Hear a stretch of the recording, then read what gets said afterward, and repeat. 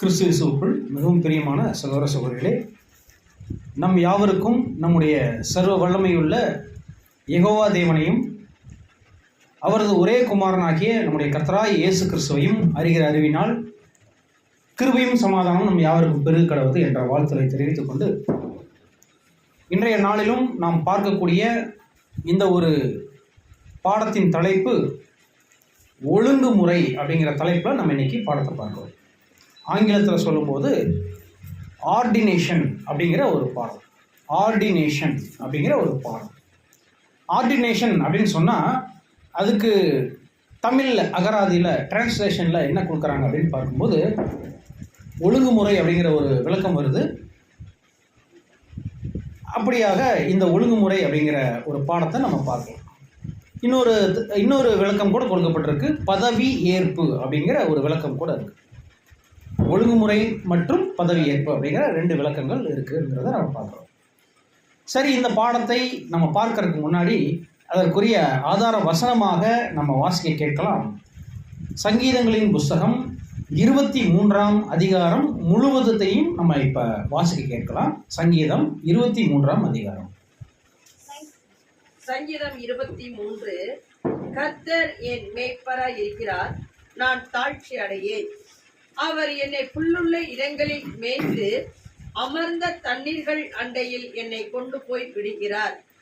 அவர் என் ஆத்மாவை தேற்றி தம்முடைய நாமத்தின் நிமித்தம் என்னை நீதியின் பாதைகளில் நடத்துகிறார்.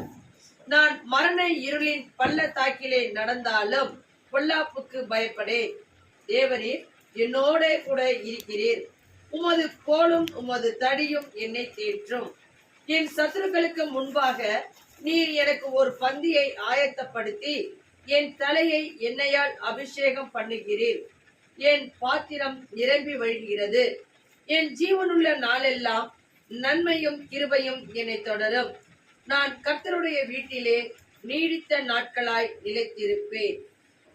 பாருங்க, அப்ப இந்த ஒரு அதிகாரத்தை நம்ம அநேக முறை என்ன பண்ணியிருக்கிறோம், படிச்சிருக்கிறோம். இதனுடைய விஷயங்கள் நம்ம கண்டிப்பா கற்றுக்கொண்டு இருப்போம். இது நம்ம மனப்பாட வசனமாக கூட நம்ம என்ன பண்ணியிருப்போம், சின்ன வயசுலேயே படித்து தெரிஞ்சிருப்போம். அப்போ இந்த வார்த்தைகளை நம்ம தியானிக்கும் போது இந்த பாடத்தை எழுதின நம்முடைய மூத்த சகோதரர் என்ன குறிப்பிடுறார் அப்படின்னா, கர்த்தர் என் மேய்ப்பராய் இருக்கிறார் அப்படின்னு சொல்லும்போது இங்கே நம்ம கர்த்தர்னு சொல்லக்கூடிய இந்த வார்த்தைகள் யாரை அங்கே அர்த்தப்படுத்துது அப்படின்னு நம்ம பார்க்கும்போது நம்முடைய பிதாவாகிய யெகோவா தேவனை அங்கே அடையாளப்படுத்துதுங்கிற காரியங்களை நம்ம பார்க்கணும். அப்போ பிதாவாகிய தேவன் தான் அங்கே ஆங்கிலத்தில் சொல்லும்போது த கிரேட் ஷெப்பர்ட் அப்படின்னா பெரிய மேய்ப்பன் அப்படின்னு அங்கே குறிப்பிடுறார். பிதாவாகிய தேவன் தான் யாரு? பெரிய மேய்ப்பன். அவருடைய ஜனங்கள் தான் அவருக்கு ஆடுகள்.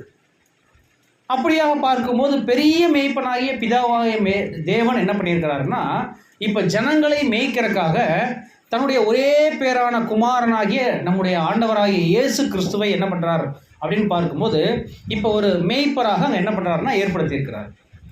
இப்போ மேய்ப்பராக என்ன பண்ணுறார் அப்படின்னு பார்க்கும்போது தேவனுடைய ஜனங்களை அங்கே நம்முடைய கர்த்தராகிய இயேசு முதலாம் வருகைக்கு முன்பாக மீகாயேல் தூதனாக என்ன பண்ணியிருக்கிறார் அப்படின்னு பார்க்கும்போது வழி நடத்தி இருக்கிறாருங்கிறத கூட நம்ம பார்த்துருக்குறோம். நம்ம கூட தெரியுமே வனாந்தர பயணம், இஸ்ரேலினுடைய வனாந்தர பயணம். பாருங்க, அப்போ வனாந்தர பயணம் அப்படின்னு சொல்லும்போது இஸ்ரேல் ஜனங்களை பற்றி சொல்லும்போது அங்கே தேவன் என்ன சொல்கிறாருன்னா என் ஜனங்கள் அப்படின்னு சொல்கிறார். தேவன் என்ன சொல்கிறாருங்க? இஸ்ரேல் ஜனங்களை என் ஜனங்கள்னு சொல்கிறார்.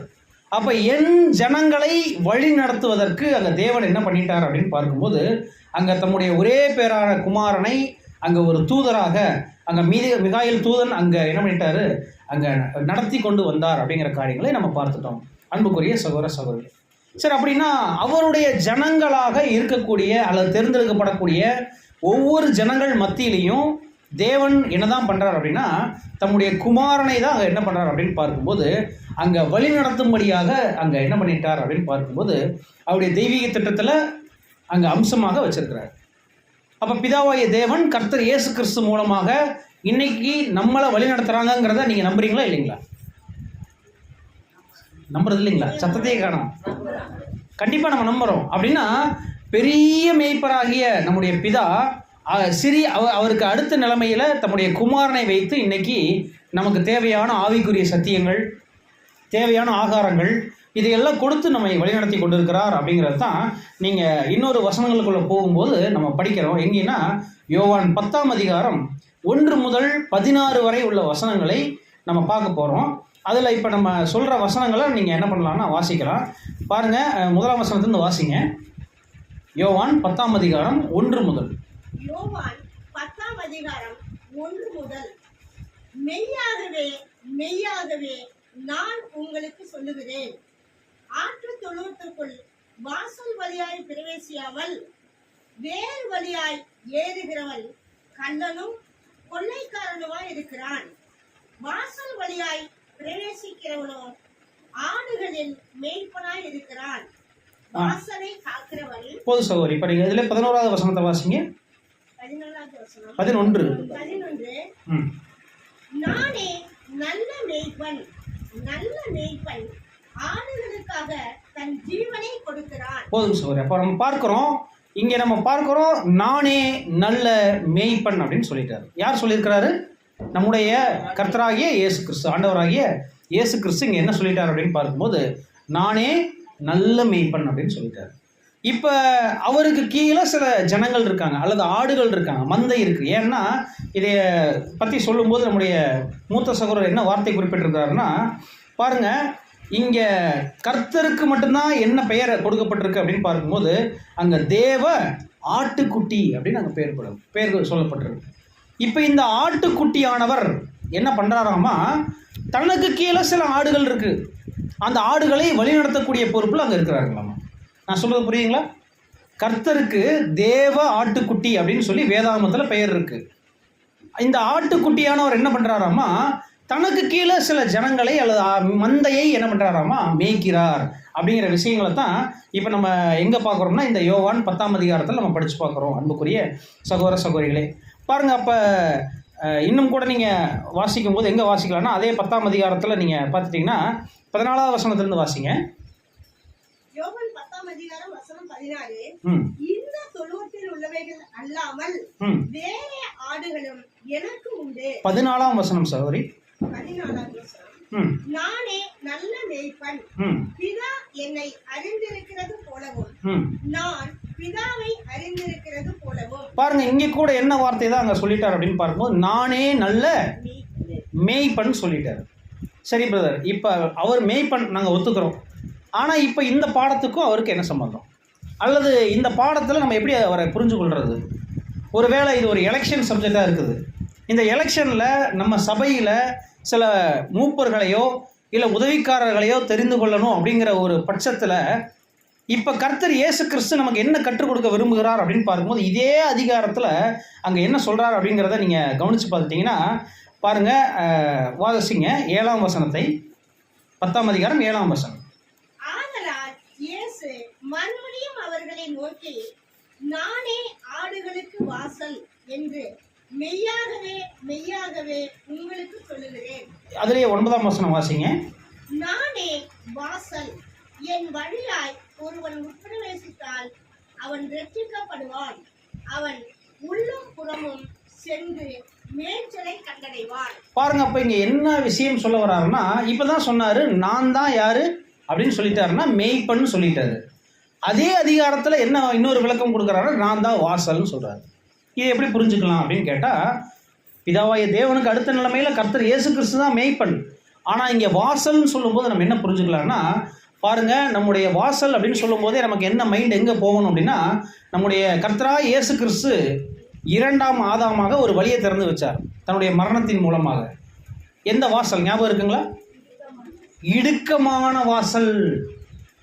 அப்ப இந்த இடுக்கமான வாசல் வழியா உள்ள நுழைஞ்சா என்ன கிடைக்கும்னு அங்க சொல்றாங்க அப்படின்னு பார்க்கும்போது, அங்க அது வழியா ஒருவன் உட்பிரவேசித்தால் அவன் ரட்சிக்கப்படுவான் அப்படின்னு சொல்றாரு.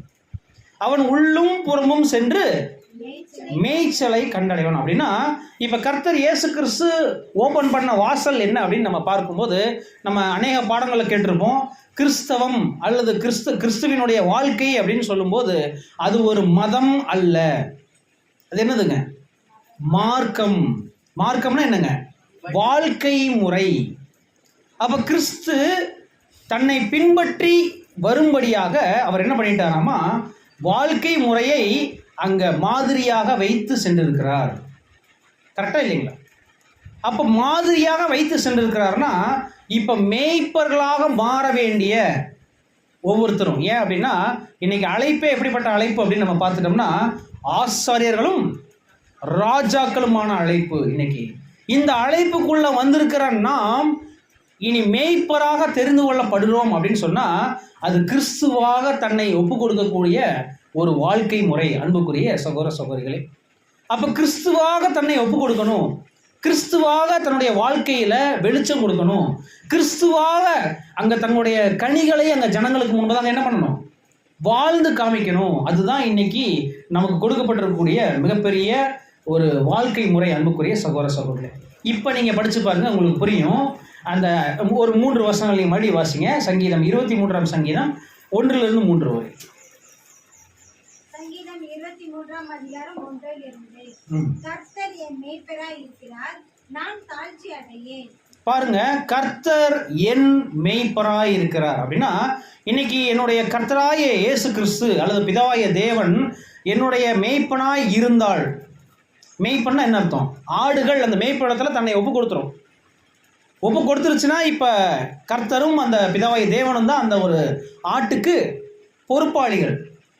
ஒருவேளை துஷ்ட சிங்கம் அங்கே வந்தால் கூட, தன்னை கர்ஜிக்கிற சிங்கம் அங்கே வந்தால் கூட அங்கே யார் தான் அதை பாதுகாக்கிறாரு, பிதாவாய தேவனும் கர்த்தர் இயேசு கிறிஸ்துவும் தான் என்ன பண்ண போகிறாங்க, பாதுகாக்கக்கூடிய மேய்ப்பராக இருக்கிறாங்க.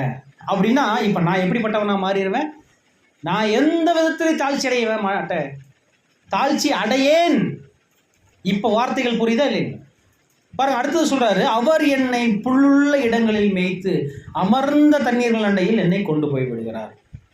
அப்போ நம்ம கவனிச்சு பார்க்கலாம், என்னை புல்லுள்ள இடங்களில் மேய்த்து அப்படின்னு சொன்னால் புல் இங்கே எதை அடையாளப்படுத்துதுன்னா சத்தியத்தை அடையாளப்படுத்துது. அப்போ புற்கள் இருக்கக்கூடிய அந்த இடத்துல மேய்க்கிறார் அப்படின்னா நமக்கு தேவையான சத்தியங்களை இன்னைக்கு என்ன பண்ணிட்டு இருக்கிறார் அப்படின்னு பார்க்கும்போது அங்கே தேவன் நமக்கு கொடுத்து நம்மளை எப்படி வச்சிருக்காராம்மா, நல்லா வலுவாக பலமாக வச்சிருக்கிறார். சரி, ஒருவேளை பிரதர் இதே மாதிரி தானே மற்ற சபைகள்லையும் நடக்குது, அங்கே இருக்கிறதுக்கும் இங்கே இருக்கிறதுக்கும் என்ன சம்பந்தம், என்ன வித்தியாசம் கேட்டால் என்ன சொல்லலாம், அவங்களும் சத்தியம்தான் சொல்கிறாங்க, இவங்களும் சத்தியம்தான் சொல்கிறாங்க. இதை எப்படி நம்ம புரிஞ்சுக்கிறது? அவங்க பார்வையில் அது சத்தியம், நம்ம பார்வையில் பாருங்க, இதுக்கு ஒரு நிழல் எப்படி நம்ம பார்க்கலாம். நிழல்னு சொல்கிறத விட முன்னாடி எப்படி நடந்துருச்சு அப்படின்னு பார்க்கும்போது இந்த அந்தி கிறிஸ்துவனுடைய இருண்ட யுகத்தின் ஆட்சி, அந்தி கிறிஸ்து அமைப்பின் இருண்ட யுகத்தில் நடந்த ஆட்சியை நீங்கள் கவனித்து பார்த்துட்டிங்கன்னா அவங்க என்ன பண்ணிட்டாங்க அப்படின்னு பார்க்கும்போது கிறிஸ்தவ ராஜ்யம் அப்படிங்கிற பேரில் அவங்க ஆளுகை செஞ்சுட்டாங்க. பாருங்க, மற்ற ஜனங்கள் எல்லாரையும் என்ன பண்ணிட்டாங்க அப்படின்னா போர் மூலமாகவோ இல்லை அவங்கள மத மாற்றத்தின் மூலமாகவோ என்ன பண்ணிட்டாங்க, கிறிஸ்தவங்களை அவங்க மாற்றிட்டாங்க. மாற்றி அவங்களுக்குள்ள வச்சுக்கிட்டாங்க. அவங்க சொல்கிறபடி என்ன பண்ணணும், ஜனங்கள் கேட்கணும். அவங்களுக்குன்னு தனிப்பட்ட சுயாதீனம் இருக்காது. மாறாக அங்கே தலைமையில் இருக்கக்கூடிய அதிகாரத்தில் இருக்கக்கூடியவங்க என்ன சொல்கிறாங்களோ அதைத்தான் என்ன பண்ணணும், கீழே இருக்கக்கூடிய லே பீப்புள் என்ன பண்ணணும், அங்கே கேட்கணும். இப்படி தான் என்ன பண்ணப்பட்டிருந்துச்சு அப்படின்னு பார்க்கும்போது அங்கே மத அமைப்புகள் ஜனங்களை வழிநடத்தியது. இன்றைக்கி அப்படி தான் நடத்திட்டு இருக்குது. பாருங்கள், போய் யாராவது ஒரு மற்ற ரோமன் கேத்தலிக் இல்லை மற்ற புரொட்டஸ்டன்ட் அமைப்புகள்கிட்ட போய் ஒரு சகோதரன்ட்ட போய் நம்ம போய் ஏதாவது ஒரு சத்தியம் சொன்னோம்னா அவங்க உடனே என்ன பண்ணிடுறாங்க, நேராக இங்கே தான் போகிறாங்க, பாஸ்டர் எனக்கு சத்தியம் தெரிஞ்சு இது இப்படி அப்படின்னு சொன்னால் உடனே பாஸ்டர் இல்லைம்மா அது கள்ள சத்தியம்னு சொன்னால் உடனே என்ன ஆயிடுறாங்க, பைபிளில் இருக்குங்க அப்படின்னு நம்ம என்னதான் சொன்னாலும் எங்கள் பாஸ்டர் சொல்லிட்டாரு அதனால் இது கள்ள சத்தியம். புரியுதா இல்லைங்களா? தங்களை கொண்டு போய் அடமானம் வச்சுட்டாங்க. இப்படியாக தான் மற்ற சபைகளில் நடந்து கொண்டு இருக்கு. ஆனால் தேவன் நமக்கு என்ன கற்றுக் கொடுத்துருக்கிறாருன்னா அவருடைய அமைதியான ஒரு இளைப்பாறுதல், அமர்ந்த தண்ணீர்கள் மத்தியில், அமர்ந்த தண்ணீர்கள் அப்படின்னு சொல்லும்போது தேவையான ஏற்றகால சத்தியங்கள் மத்தியில் எப்படி கொடுத்துட்டார் அப்படின்னு நம்மளுக்கு ஆறுதல் தரக்கூடிய சத்தியங்கள் மத்தியில் நம்மளை எப்படி வச்சுட்டார் அப்படின்னு பார்க்கும்போது என்னை கொண்டு போய் விடுகிறார். அப்படின்னா பாருங்க, இன்னைக்கு சத்தியம் இந்த மாதிரி கேட்கணும் நமக்கு தேவன் தீர்மானம் பண்ணுது. அவர் இன்னைக்கு அழகாக மிக அழகாக பாருங்கள் ஏற்றகால சத்தியங்களை இன்னைக்கு என்ன தேவையோ அப்படிப்பட்ட சத்தியங்களை கொடுத்துட்டு இருக்கிறார். அப்படின்னா அவர் கொடுக்கணும்னு நினச்சிட்டாருன்னா அதை யார் தடுக்க முடியும்? அப்படின்னா இன்னைக்கு நாம தேவனிடத்தில் ஒப்பு கொடுக்கணும் அன்புக்குரிய சகோதர சகோதரிகளே. அப்போ ஒப்பு கொடுக்கும் போது தான் இன்னைக்கு நம்ம ராஜாக்களும் ஆசாரியர்களுமாக நம்ம என்ன பண்ணப்பட்டிருக்கிறோம், அழைக்கப்பட்டிருக்கிறோம். அந்த அழைப்பில் வந்திருக்கிறோம். இன்னும் சில பாடங்களில் நம்முடைய மூத்த சகோதரர் என்ன குறிப்பிட்டிருக்காருன்னா, நீங்கள் எந்த அழைப்பில் அழைக்கப்பட்டிருக்கிறீங்கிறத கொஞ்சம் கவனிச்சு பாருங்க. நீங்கள் எந்த அழைப்பில் அழைக்கப்பட்டிருக்கிறீங்க, எதற்காக அழைக்கப்பட்டிருக்கிறீங்க, எதற்காக அழைக்கப்பட்டிருக்கிறீங்க? பிள்ளையாகக்கூடிய வாய்ப்பு. ஓகே, கரெக்டாக சொல்லிட்டீங்க. இதை இன்னொரு கோணத்தில் சொல்லணும்னா, பிதாவாய தேவனுடைய குடும்பத்தினராகக்கூடிய அழைப்பு. பிதாவாய தேவனுடைய குடும்பத்தினராகக்கூடிய அழைப்பு. பிதாவாய தேவனுடைய கர்த்தராய் இயேசு கிறிஸ்துவனுடைய அங்கமாகக்கூடிய வாய்ப்பு அப்படின்னு சொன்னால், இப்போ இங்கே நடக்கிறது யாருடைய ஃபங்க்ஷன்? பிதாவாய தேவனுடைய குடும்பத்தில் நடக்கிற ஒரு ஃபங்க்ஷன். ஒருவேளை நான் போய் ஒருத்தருக்கு சத்தியத்தில் நான் மற்றவங்களுக்கு ஃபாலோ கிளாஸ் எடுக்கிறேன்னா அதை எப்படி பார்க்கணும்? பாருங்கள், எங்கள் குடும்ப ஃபங்க்ஷனுக்கு குடும்பத்தில் பங்கேறதுக்கு நீங்களும் வாங்க. எப்படி இருக்குதுங்க? அப்படின்னா இது தேவனுடைய குடும்பம்.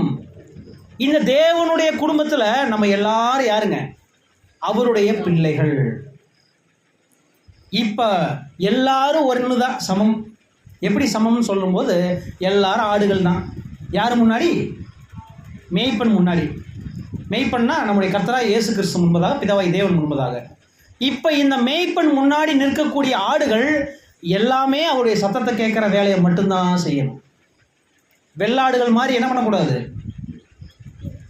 பிரிஞ்சு போயிடக்கூடாது. பிரிஞ்சு போனீங்கன்னா என்ன இருக்குது தெரியுங்களா? பின்னாடி வசனங்கள் நீங்கள் என்ன இருக்குன்னா 4வது வசனத்தை வாசிங்க. சங்கீதம் 23:4 நான் மரண இருளின் பள்ளத்தாக்கிலே நடந்தாலும் பொல்லாப்புக்கு பயப்படேன். தேவரில் என்னோட கூட இருக்கிறீர். உமது கோலும் உமது தடியும் என்னை தேற்றும். கோலும் தடியும் என்னை. கோல்னா என்ன, தடினா என்ன? ரெண்டுமே சத்தியம் தானுங்களா? எதுக்கு ரெண்டு குச்சி வச்சிருக்கிறாங்க? ஒன்று அடி வாங்கிறதுக்கு, இன்னொன்று ஆறுதல் பண்ணுறதுக்கு. அதாவது நம்முடைய மூத்த சகோதரர் குறிப்பிடும்போது கோல் மற்றும் தடி அந்த விஷயங்களை குறிப்பிடும்போது, கோல் எதற்காக அப்படின்னா நீங்கள் சொன்ன மாதிரி தண்டனை, அடிக்கிறதுக்கு, அதாவது சீர்திருத்துறதுக்கு. அதே இன்னொரு குச்சி வச்சுருப்பார். அது எதற்கு அப்படின்னு பார்த்தா ஆங்கிலத்தில் ஸ்டஃப் அப்படிங்கிற வார்த்தை. கோலும் தடியும். அப்போ தடிங்கிறது எதற்காக குறிப்பிடப்பட்டிருக்கு அப்படின்னு பார்க்கும்போது வாக்குத்தத்தங்கள் மற்றும் விசுவாசங்கள் அப்படின்னு சொல்கிறாங்க. வாக்குத்தத்தங்கள் மற்றும் விசுவாசம்.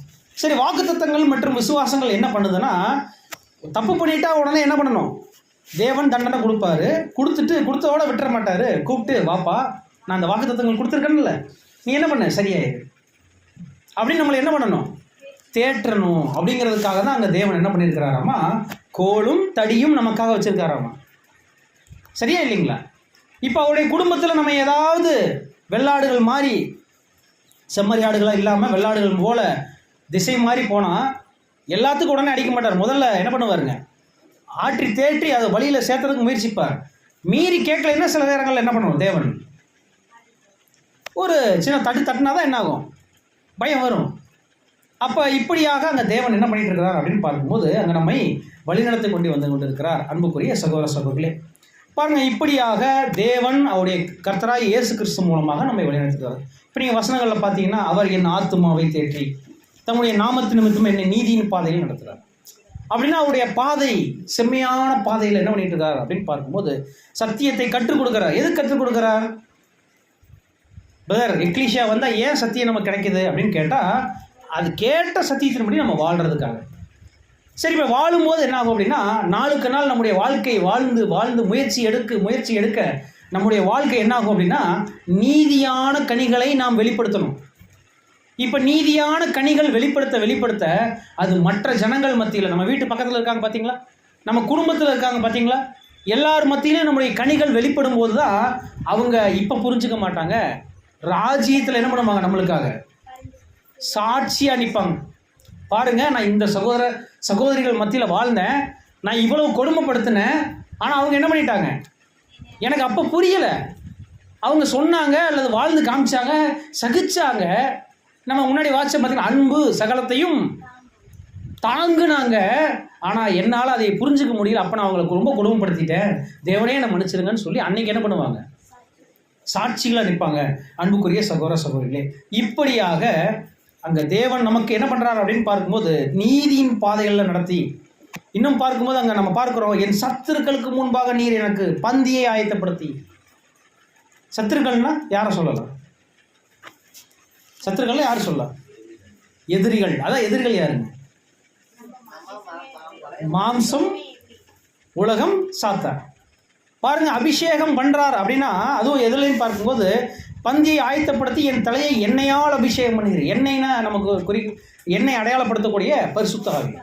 அப்போ பரிசுத்த ஆவியினால் அபிஷேகம் பண்ணுறாருன்னா ஒரு சபை தேவனுடைய ஆவியினால் ஏன் நிரப்பப்படணும்னா அவருடைய கனிகளை வெளிப்படுத்துவதற்காக. பரிசுத்த ஆவியினுடைய கனிகள், ஆவியின் கனிகள் நம்ம படிச்சிருக்கோமா இல்லைங்களா? அதையெல்லாம் நம்ம வாழ்க்கையில் வெளிப்படுத்துவதற்காக அங்கே தேவன் என்ன பண்ணுறார் அப்படின்னு பார்க்கும்போது அங்கே பரிசுத்த ஆவியை அங்கே கொடுக்கும்போது தான் அங்கே சொல்கிறாங்க, என் பாத்திரம் நிரம்பி வழிகிறது. அப்படியாக தேவன் அவருடைய சபையில் தேவன் என்ன பண்ணிட்டு இருக்கிறார் அப்படின்னு பார்க்கும்போது அங்கே வழிநடத்தி கொண்டு இருக்கிறார். சரி பிரதர், இன்னும் 6ஆவது வசனம் நம்ம வாசிக்கும்போது, என் ஜீவனுள்ள நாளெல்லாம் நன்மையும் கிருபையும் என்னை தொடரும்னா நான் கர்த்தருடைய வீட்டிலே நீடித்த நாட்களாக நிலைத்திருப்பேன் அப்படின்னு நாங்கள் சொல்கிறோம். அப்படின்னா நான் அவருடைய குடும்பத்திலேயே நான் தொடருவேன் அப்படின்னு நாங்கள் சொல்கிறாரு. சரி, இது ஏன் பிரதர் இந்த ஒரு கர்த்தருடைய வார்த்தைகளை நம்ம பார்க்குறோம் அப்படின்னு கேட்டோம்னா, இப்போ இது யாருக்கு பொருந்தது அப்படின்னு சொல்லும்போது கர்த்தருக்கு அடையாளமாக இங்கே பூமியில் ஒருத்தர் வாழ்ந்து காமிப்பார். கர்த்தர், அங்கே ஆவியில் இருக்கக்கூடிய கர்த்தர் இன்னைக்கு மாம்சத்தில் வருவாரா? பாருங்க, அதுக்கு கூட நம்முடைய ரசல்பர் எப்படி எழுதியிருக்கிறார் அப்படின்னு பார்க்கும்போது ஆங்கிலத்தில் வாசிக்கிறேன். God dealt with only one man in connection with the making of the law covenant Moses அப்படின்னு அங்கே விளக்கம் கொடுக்குறாரு. அதாவது இஸ்ரேல் ஜனங்களை அங்கே யார் தான் வழி நடத்தினது அப்படின்னு பார்த்துட்டிங்கன்னா மீகாயேல் தூதன் அங்கே வழி நடத்திட்டார். ஆனாலும் மாம்சத்தில் ஒருத்தர் என்ன பண்ணிட்டாருங்களாமா? மாம்சத்தில் மோசே அப்படிங்கிற ஒருத்தரை பிறப்பிலிருந்தே தயார்படுத்தி என்ன பண்ணிட்டாராமா? தேவன் கொண்டு வந்து அந்த மீகாயேல் தூதன் சொல்லக்கூடிய வார்த்தைகளை அல்லது அவர் சொல்லக்கூடிய கட்டளைகளை ஜனங்களுக்கு என்ன பண்ணணும்? தெரியப்படுத்துவதற்காக தேவன் என்ன பண்ணிட்டாராமா? பழைய ஏற்பாட்டில் இப்படியாக தேவன் சில சூசன் பீப்புள், சூசன் வெசல்ஸை என்ன பண்ணிட்டார் அப்படின்னு பார்க்கும்போது பழைய ஏற்பாட்டில் நம்ம பார்க்குறோம், மோசே இருந்தார். அதுக்கப்புறம் யாருன்னு பார்க்குறோம்? யோசுவா இருந்தார். இதே மாதிரி நிறைய பேர் நியாயாதிபதிகள் இருந்துட்டாங்க. இப்படியாக அங்கே என்ன பண்ணிட்டார் அப்படின்னு பார்க்கும்போது தேவன் பழைய ஏற்பாட்டில் சிறப்பாக தன்னுடைய ஜனங்களுக்கு, உலக ஜனங்களுக்கு இல்லை, தங்கள் ஜனங்களுக்கு என்ன பண்ணிட்டாருங்களாமா? வழி நடத்தும்படியாக தேவன் தெரிந்து கொண்ட பாத்திரமாக பழைய ஏற்பாட்டில் நிறைய கேரக்டர்ஸ் இருக்கிறாங்க. நீங்கள் வேணால் வாசிங்க, சங்கீதம் 105ஆம் சங்கீதம் 26வது வசனம். 105:26. தம்முடைய தாசனாகிய மோசேயையும் தாம் தெரிந்து கொண்ட ஆரோனையும் அனுப்பினார். இப்ப ஆரோனை யார் தெரிந்து கொண்டது? மோசேயை யார் தெரிந்து கொண்டது? பிதாவாகிய தேவன். அன்புக்குரிய சகோதர சகோதரிகளே, அப்படியாக அங்க என்ன பண்றாரு அப்படின்னு பார்க்கும்போது பிதாவாகிய தேவன் பழைய ஏற்பாட்டில் என்ன பண்ணிட்டார் அப்படின்னு பார்க்கும்போது ஜனங்களை வழிநடத்துறதுக்கு ஒரு சூசன் வெசல்ஸ் பழைய ஏற்பாட்டில் பயன்படுத்திட்டார். அவங்கள தான் செலக்ட் பண்ணி நீங்கள் தான் உங்களுடைய மரணம் வரை நீங்கள் வழிநடத்தணும் அப்படின்னு சொல்லி என்ன பண்ணிட்டாராமா? தேவன் அங்கே வாய்ப்புகளை கொடுத்துட்டார். அதாவது தேவன் வந்து டீல் பண்ணுறது எல்லாமே பாருங்கள், முற்பிதாக்கள் காலத்திலேருந்து நீங்கள் பாருங்கள், ஒரு பர்சன் ஆபிரகாம் அப்படின்னு சொன்னால் அவர் மூலமாக சிலரை வழி நடத்துவார். ஈசாக்கு அவரோட தான் கான்டாக்ட் இருக்கும். அதாவது தேவனுடைய கான்டாக்ட் பார்த்தீங்கன்னா ஒரு நம்பரோட இருக்கும். அதே மாதிரி இங்கே பார்த்தீங்கன்னா யார் இருக்குது அப்படின்னு பார்க்கும்போது பாருங்கள், இங்கே நியாயாதிபதிகள் ஒரு பர்சன், அவங்க மூலமாக அங்கே என்ன பண்ணுறாங்க அப்படின்னு பார்க்கும்போது தேவன் ஒரு டீல் பண்ணி அவங்க இஸ்ரேல் ஜனங்களை என்ன பண்ணிட்டாருன்னா நியாயம் தீர்த்துட்டார். அன்புக்குரிய சகோதர சகோதரிகளே, சரி அப்படின்னா இன்றைக்கும் அதே மாதிரி நம்மளை வழி நடத்துவாரா? பழைய ஏற்பாட்டில் இப்படி இருந்துச்சு. இன்னைக்கு நம்முடைய வாழ்க்கையில் தேவனே ஒருத்தர் செலக்ட் பண்ணி பிரதர் இவர் தான் அப்படின்னு சொல்லி ஒரு வேளை யாரையாவது வழி நடத்துவாரா? கண்டிப்பாக இல்லை.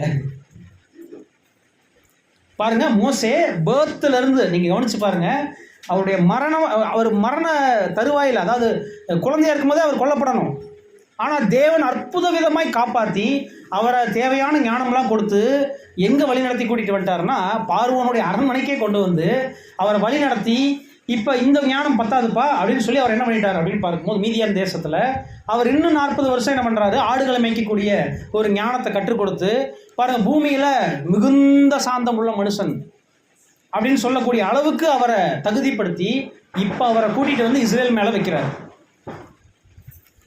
சரி, அப்படின்னா இன்னைக்கு நம்முடைய சகோதரர்கள் மத்தியில் இந்த மாதிரி யாரையாவது தேவன் வைப்பாரா அப்படின்னு கேட்டால் இல்லை. ஏன் பதர் அப்படின்னு கேட்டால், தேவன் தனிப்பட்ட ஒரே மனுஷனோட தேவன் என்ன பண்ணுறது இல்லையாமா, டீல் பண்ணுறது இல்லை. மாறாக என்ன பண்ணுறாராமா, எல்லாருக்கும் சமமான வாய்ப்பை அங்கே கொடுக்குறார் அப்படிங்கிறத தான் நம்ம பார்க்குறோம். வாசிங்க மீகா 5ஆம் அதிகாரம் 4ஆம் வசனம்.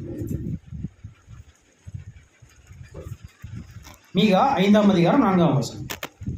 மீகா 5ஆம் அதிகாரம் 7ஆம் வசனம். 4ஆம் வசனம். அவர் நின்று கொண்டு கர்த்தருடைய பலத்தோடும் தம்முடைய தேவனாகிய கர்த்தருடைய நாமத்தின் மகத்துவத்தோடும் மேய்ப்பார். ஆகையால் அவர்கள் நிலைத்திருப்பார்கள். அவர் இனி பூமியின் எல்லை பரியந்தமும் மகிமைப்படுவார். பாருங்க, இங்க கர்த்தராகிய இயேசு கிறிஸ்து என்ன பண்றாருன்னா, பிதாவாகிய தேவனுடைய நாமத்திலையும் அந்த மகத்துவத்திலையும் என்ன பண்றாரு அப்படின்னு பார்க்கும்போது மேய்ப்பார். முதலாவதாக சபையையும் பின்பதாக முழு உலக ஜனங்களையும் என்ன பண்ண போறாருங்க, மேய்க்கிறார் அப்படிங்கிறது தான் இங்கே நம்ம வசனங்கள் மூலமாக பார்க்குறோம். அன்புக்குரிய சகோதர சகோதரிகளே, சரி, அப்படின்னா இன்னைக்கு நம்முடைய கர்த்தராகிய இயேசு கிறிஸ்து நம்முடைய சபைகளை இன்னைக்கு அங்கே வழிநடத்திட்டு வர்றாருங்கிற காரியங்களை பார்க்குறோம். எப்படி வழிநடத்துறார் அப்படின்னு நம்ம கேட்கும்போது பாருங்க, இன்னைக்கு அதுக்கு சபையில் சில ஒழுங்குமுறைகள் அங்கே நம்முடைய கர்த்தரால், இன்னும் சரியாக சொல்லும்போது அப்போஸ்தலர்களால், இன்னும் சொல்லும்போது நம்முடைய தூதர்களால் அங்கே என்ன பண்ணப்பட்டிருக்கு அப்படின்னு பார்க்கும்போது அங்கே நமக்கு சில சகோதரர்களால் ஒப்பு கொடுக்கப்பட்டிருக்கு. எப்படி அப்படின்னு நம்ம கேட்கும்போது, நம்முடைய மூத்த சகோதரர் ரீப்ரிண்ட் நம்பர் 5939 அப்படிங்கிற ரீப்ரிண்ட்டில் என்ன குறிப்பிட்டிருக்கிறார் அப்படிங்கிறத தான் நம்ம இன்றைக்கி பார்க்க போகிறோம். பாருங்கள், இந்த ரீப்ரிண்ட்டில் என்ன குறிப்பிட்டிருக்காங்க அப்படின்னா, ஆங்கிலத்தில் சொல்லும்போது ஆர்டினேஷன் அப்படின்னு சொன்னால் ஒழுங்குமுறை அல்லது பதவி அளிப்பு அப்படின்னு நம்ம பார்க்குறோம். இந்த பதவி அளிப்பு அப்படின்னு சொல்லும்போது பாருங்க, இன்னைக்கு எல்லா சபைகள்லையும் பதவி அளிப்பு இருக்கா இல்லைங்களா? அவங்களும் எல்லாருமே ஒழுங்குமுறை மாதிரியே வச்சிருக்கிறாங்க. ஒழுங்குமுறை மாதிரியே வச்சிருக்காங்க. ஒழுங்கான ஒழுங்குமுறை இருக்கான்னு கேட்டால் இன்னைக்கு அநேக சபைகளில் தவறுதலாக இருக்குது. அல்லது ஒழுங்குமுறையை பற்றி நிறைய பேர்த்துக்கு இன்னும் சரியான நாலேஜே இல்லைன்னு சொல்ல வராங்க. நாலேஜ்னு சொன்னால் யாரை சொல்லலாம்னா, அங்கே ஒழுங்குமுறையில் அதாவது பதவியில் இருக்கிறாங்க பார்த்தீங்களா, மினிஸ்டர்ஸ், ஆங்கிலத்தில் மினிஸ்டர்ஸ், தமிழ் அமைச்சர்கள்னு சொல்லலாம், அல்லது ஊழியக்காரர்கள். இப்போ இந்த ஊழியக்காரர்களுக்கே என்ன இல்லையாமா, அதை பற்றிதான சரியான அறிவு இல்லை அப்படின்னு சொல்லி இந்த பாடத்தில் எழுதின சகோதரர் அங்கே குறிப்பிடுறாங்க. பாருங்கள், அப்போ இப்படிப்பட்ட விஷயங்கள், அதாவது சரியான அறிவு இல்லாதனால இன்றைக்கி என்ன நடந்துட்டு இருக்கு அப்படின்னு பார்க்கும்போது அநேக சபைகளில் நீங்கள் கவனிச்சு பாருங்கள். இப்போ ஒருவேளை ஆர்சி சர்ச் அப்படின்னு நீங்கள் எடுத்துட்டிங்கன்னா அங்கே அந்த ஒரு அதிகாரம் உள்ள ஒரு மனுஷன் இருப்பார். அவர் பேர் பிஷப்பாக இருக்கலாம், அல்லது கேர்டினலாக இருக்கலாம், அல்லது போப்பாக இருக்கலாம். அவங்களுக்குலாம் என்ன இருக்காமா, அதிகாரம் இருக்காமா. அவங்க தான் என்ன பண்ணுவாங்க, மற்ற மனுஷருடைய தலை மேலே கை வச்சு என்ன பண்ணுவாங்க, அபிஷேகம் பண்ணுறோம் அப்படின்னு சொல்லி அவங்க என்ன பண்ணுவாங்க சொல்லுவாங்க. நான் கூட அந்த புரொட்டஸ்டன்ட் அமைப்புகளுடைய இதையும் கூட பார்த்துருக்குறேன். எப்படி என்ன பண்ணுவாங்கன்னா, ஒரு 3-4 பேர் சேர்ந்து ஒருத்தர் என்ன பண்ணுவாங்க, ஜபம் பண்ணி அவங்கள அப்படியே அபிஷேகம் பண்ணுவாங்க. பண்ண உடனே இப்போ என்ன ஆயிடுவார், இதுவரை நார்மல் மனுஷனாக இருந்தவர் இதுக்கு மேலே அவருக்கு பேர் என்னென்னா பாஸ்டர் அல்லது ரெவரண்ட், இந்த மாதிரி என்ன பண்ணிடுவாங்க, அந்த தலையில் கை வைக்கக்கூடிய ஒரு விஷயத்தை அவங்க செய்வாங்க. சரி, அப்படின்னா இன்றைக்கி நாமளும் அதே மாதிரி செஞ்சிடலாமா அப்படின்னு கேட்டால், அவங்க பேரே என்னென்னா அந்தி கிறிஸ்து அமைப்பு அல்லது போப்பு மார்க்கம் அல்லது அவங்க விழுந்து போக பாபிலோன் அப்படின்னு சொன்னால் குழப்பத்தில் இருக்கிறவங்கள பண்ணுறவங்கள, குழப்பத்தில் இருக்கிறவங்க செய்யக்கூடிய காரியத்தை நம்மளும் செய்யலாமா? கண்டிப்பாக செய்யக்கூடாது. அப்படின்னா தேவன் வேறு ஏதோ ஒரு செட்டப் வச்சுருப்பாரு. செட்டப்னா என்ன சொல்லலாம்னா ஒரு ஒழுங்கு வச்சுருப்பாரு. அது எப்படி அப்படின்னு கேட்கும்போது தான் நம்முடைய இவங்களும் அந்த போப் மார்க்கம் என்ன தான் சொல்கிறாங்கன்னா, இதுவும் ஒரு ஒழுங்குமுறை தான், நாங்கள் இப்படி தான் பண்ணுவோம், இப்படி தான் எங்களுக்கு அதிகாரம் கொடுக்கப்பட்டிருக்கு அப்படி எல்லாமே அவங்க சொன்னாலுமே, அப்போ வேதம் நமக்கு என்ன கற்றுக் கொடுக்குது? வேதம் நமக்கு என்ன கற்றுக் கொடுக்குது? அப்படிங்கிறது தான் இப்போ நம்ம வசனத்தின் மூலமாக நம்ம வாசி கேட்கலாம். அப்போஸ்தலர் பணிகள் 14ஆம் அதிகாரம் 23ஆம் வசனம். அப்போஸ்தலர் 14ஆம் அதிகாரம் வசனம் 13. 23. அல்லாமலும் அந்தந்த சபைகளில் அவர்களுக்கு மூப்பர்களை ஏற்படுத்தி வைத்து உபவாசித்து ஜெபம் பண்ணி அவர்கள் விசுவாசித்து பற்றி கொண்ட கர்த்தருக்கு அவர்களை ஒப்புவித்தார்கள். பாருங்க, அல்லாமலும் அந்தந்த சபைகளில் அவர்களுக்கு மூப்பர்களை ஏற்படுத்தி, அதையவே வந்து நீங்கள் டிரான்ஸ்லேஷன் மற்ற இதில் பார்த்துட்டிங்கன்னா, அதாவது ஐஎஸ்வி அதாவது ஆங்கில மொழிபெயர்ப்பில் பார்த்தீங்கன்னா, நான் வாசிக்கிறேன். Paul and Barnabas appointed elders for them in each church and with prayer and fasting they entrusted them to the Lord in whom they had believed அப்படிங்கிற வார்த்தை வருது. சரி, இதுக்கு என்ன அர்த்தம்? நம்ம ஒன்றும் இல்லை, வித்தியாசம் இல்லை. அப்போஸ்தலனாகிய பவுலும் மற்றும் பர்னபாவும் என்ன செஞ்சிட்டாங்களாமா, சபைகளுக்கு மூப்பர்களை ஏற்படுத்திட்டாங்க அப்படின்னு தமிழில் சொல்லப்பட்டிருக்கு. ஆங்கிலத்தில் என்ன சொல்லியிருக்கிறாங்கன்னா, அங்கே என்ன நடந்திருக்கு அப்படின்னா, ஒவ்வொரு சபைகள்லையும் முதல்ல நீங்கள் ஏற்படுத்தணும்னா சும்மா வெறுமனே இவருக்கு நான் ஓட்டு போடுறேன்னு சொல்கிறது மட்டும் அங்கே ஊழியம் கிடையாது, செலெக்ஷன் கிடையாது. அதுக்கு முதல்ல வேறு 2 ப்ராசஸ் இருக்குது. முதல் விஷயம் அவங்க என்ன பண்ணணும், ஜெபம் பண்ணணும். 2வது அதுக்காக என்ன பண்ணணும், உபவாசம் இருக்கணும். 3வதாக நீங்கள் என்ன பண்ணணும், மற்ற சகோதரனுக்காக நீங்கள் என்ன பண்ணணும் அப்படின்னு பார்க்கும்போது ஓட்டு போடணும். அன்புக்குரிய சகோதர சகோதரிகளே, அப்படின்னா நம்ம வெறுமனே என்ன பண்ணிடுறோம் அப்படின்னு பார்க்குறீங்க. அந்த வசனத்தை நீங்கள் தமிழில் மறுபடியும் வாசிங்க. அல்லாமலும் அந்தந்த சபைகளில் அவர்களுக்கு மூப்பர்களை ஏற்படுத்தி வைத்து உபவாசித்து ஜெபம் பண்ணி. தமிழில் இருக்கு, ஆனால் அதை நம்ம கவனிக்கிறது இல்லை. கவனிச்சு பாருங்க, சபை ஜனங்களாகிய ஒவ்வொருத்தருக்கும் இங்கே அப்போஸ்தலர்களாகிய பவுல் அங்கே செஞ்சு எப்படி நம்மளுக்கு வழிநடத்தல் கொடுக்குறாருன்னா, நீங்கள் என்ன பண்ணுங்க, உபவாசித்து ஜெபம் பண்ணிங்கிற வார்த்தையை நம்ம விட்டுட்டோம், கட் பண்ணிட்டோம். ஏன்னா கம்மா கொடுத்துட்டாங்க. ஆனால் உண்மை என்னன்னா, ஆங்கிலத்தில் அண்டு வித் அப்படின்னு போட்டாங்க. வித்துனா உடன். உடன்னா என்ன அர்த்தம்னா, நீங்கள் ஒருத்தரை செலெக்ஷன் பண்ணணுமா, ஒரு மனுஷன் மேலே நீங்கள் இவருக்கு நான் ஓட்டு போடுறேன்னு கைகளை உயர்த்தணுமா, நீங்கள் என்ன பண்ணுங்க, முதல்ல நீங்கள் என்ன பண்ணுங்க, ஜெபம் பண்ணுங்க. நீங்கள் முதல்ல 2வது என்ன பண்ணுங்க, உபவாசம் இருங்க. ஏன் அப்படின்னு கேட்டோம்னா பாருங்க, அதாவது ஏன் உபவாசம் இருக்கணும் அப்படின்னு கேட்டோம்னா, இப்படிப்பட்ட பிசாசுகளை ஓட்டுறதுக்கு நீங்கள் என்ன தான் பண்ணணும்னு கர்த்தர் சொல்லியிருக்கிறாரு. உபவாசம் இருந்து நீங்கள் என்ன பண்ணணும், தேர்ந்தெடுக்கணும்னு நாங்கள் சொல்லிட்டார். அப்படின்னா நீங்கள் கொஞ்சம் கவனிச்சு பாருங்கள், இது பிசாசுகள் கிடையாது. என்ன சொல்ல வரணும், அப்படிப்பட்ட ஒரு முக்கியமான விஷயத்தை நீங்கள் என்ன பண்ணணும், சரி நம்மளால் முடியாத ஒரு விஷயத்தை நம்ம என்ன தான் பண்ணணும், உபவாசம் பண்ணி ஜெபம் பண்ணி தான் நம்ம என்ன பண்ண முடியும், தெரிந்தெடுக்கணும். அன்புக்குரிய சகோதரர், உபவாசம்னா நமக்கு என்னென்னு பாடங்களில் நம்ம ஃபாலோ கிளாஸ்லேயே பார்த்துட்டோம். நம்ம அதனால் உடனே நோன்பு இருந்து பசியாக இருந்து நான் வந்து தேவன்கிட்ட ஜெபம் பண்ணி தான் நான் இவரை தேர்ந்தெடுத்தேன் அப்படின்னு தயவுசெய்து நினைக்க வேண்டாம். உபவாசம்னா நமக்கு என்ன தெரியும் பாருங்கள். அப்போ நம்ம இங்கே என்ன பண்ணுறோம் அப்படின்னா, தேவனிடத்தில் அந்த அளவுக்கு இறைஞ்சி கேட்டு தான் நம்ம இந்த ஒரு மனுஷனை தேர்ந்தெடுக்கணும். எந்த மனுஷன் அப்படின்னு சொன்னால் பாருங்கள், தேவனே இந்த சபை யாருடைய சபை, என்னோட சபை அப்படின்னு சொல்ல யாருக்கும் ரைட்ஸு இல்லை. அப்படின்னா இது யாருடைய சபை, தேவனுடைய சபைனா உங்கள் தலைமையில் உங்களுடைய வழிநடத்துதலின் பேரில் நான் என்ன பண்ணணும், ஒரு சகோதரரை தேர்ந்தெடுக்கணும். அதுக்கு நீங்கள் எனக்கு என்ன பண்ணுங்க, கிருபை கொடுங்க, இல்லைன்னா வழிநடத்தல் கொடுங்கன்னு நம்ம கேட்கணும். அப்போ இதை உடனே கிடச்சிருமா, தேவன் உடனே நீ வந்து எக்ஸ் அப்படிங்கிறவரை நீ என்ன பண்ணிடு தேர்ந்தெடுத்துன்னு உடனே கொடுத்துருவாரா, கேட்ட உடனே கொடுத்துருவாரா? கண்டிப்பாக கொடுக்க மாட்டார். அது கொடுக்கணும்னா அதுக்கு முன்னாடி சில ப்ராசஸ் இருக்குது. ஏன்னா சகோதரர் ரசல் பின்னாடி எழுதிட்டு வரும்போது என்ன குறிப்பிட்றாங்க அப்படின்னா, பாருங்கள் நீங்கள் எப்படி தான் இதை செலெக்ஷன் பண்ணணும்னா இதுக்கு ஒரு ப்ராசஸ் இருக்குது. என்ன ப்ராசஸ்னால், எல்லாருனாலையும் செலெக்ஷன்லாம் பண்ண முடியாது. தேவன்கிட்ட கான்டாக்ட் வைக்கணும்னா உங்களுக்கு அடிஷ்னலாக ஒரு பவர் வேணும். என்ன பவருங்க, அவரை தொழுது கொள்கிறவர்கள் ஆவியோடும். அப்படின்னா நம்ம கிட்ட என்ன இருக்கணும், என்ன ஆவிங்க, ஆவின்னா என்ன ஆவி, தேவனுடைய ஆவிக்கு பேர் என்ன, பரிசுத்த ஆவி. பரிசுத்த ஆவி இல்லாமல் தேவனிடத்தில் என்ன பண்ண முடியாதுங்க. புரியுதா இல்லைங்களா? அப்போ தேவனுடைய கிருபை வரங்கள் பரிசுத்த ஆவியிட்ட நம்ம என்ன பண்ணணும்? பரிசுத்த ஆவியை நம்ம பெற்றிருக்கணும். பரிசுத்த ஆவியை நான் யார் பெற்றிருக்கணும்? ரசல் பதரே அங்கே என்னதான் வார்த்தையை சொல்கிறாங்கன்னா, நீங்கள் செலக்ட் பண்ணுற மனுஷன் எப்படிப்பட்டவராக இருக்கணும் அப்படின்னு அங்கே சொல்கிறாருன்னா, பாருங்கள், அந்த மனுஷன் அந்த ஒரு எல்டர் எப்படிப்பட்டவராக இருக்கணும்னா, கண்டிப்பாக பரிசுத்த ஆவியினால் நிரப்பப்பட்டவராக அதன் கனிகளை வெளிப்படுத்துபவராக இருக்கணும்னு சொல்கிறார். செலக்ட் பண்ணப்படக்கூடிய அந்த ஒரு எக்ஸா அல்லது ஒய் அந்த மனுஷன் எப்படி இருக்கணும் அப்படின்னு கேட்டால், பரிசுத்த ஆவியினால் நிரப்பப்பட்டவராக மற்றும் பரிசுத்த ஆவியின் கனிகளை வெளிப்படுத்துபவராக இருக்க வேண்டும் அப்படின்னு சொல்கிறார். சரி பிரதர், அவரை எப்படி கண்டுபிடிக்கிறது?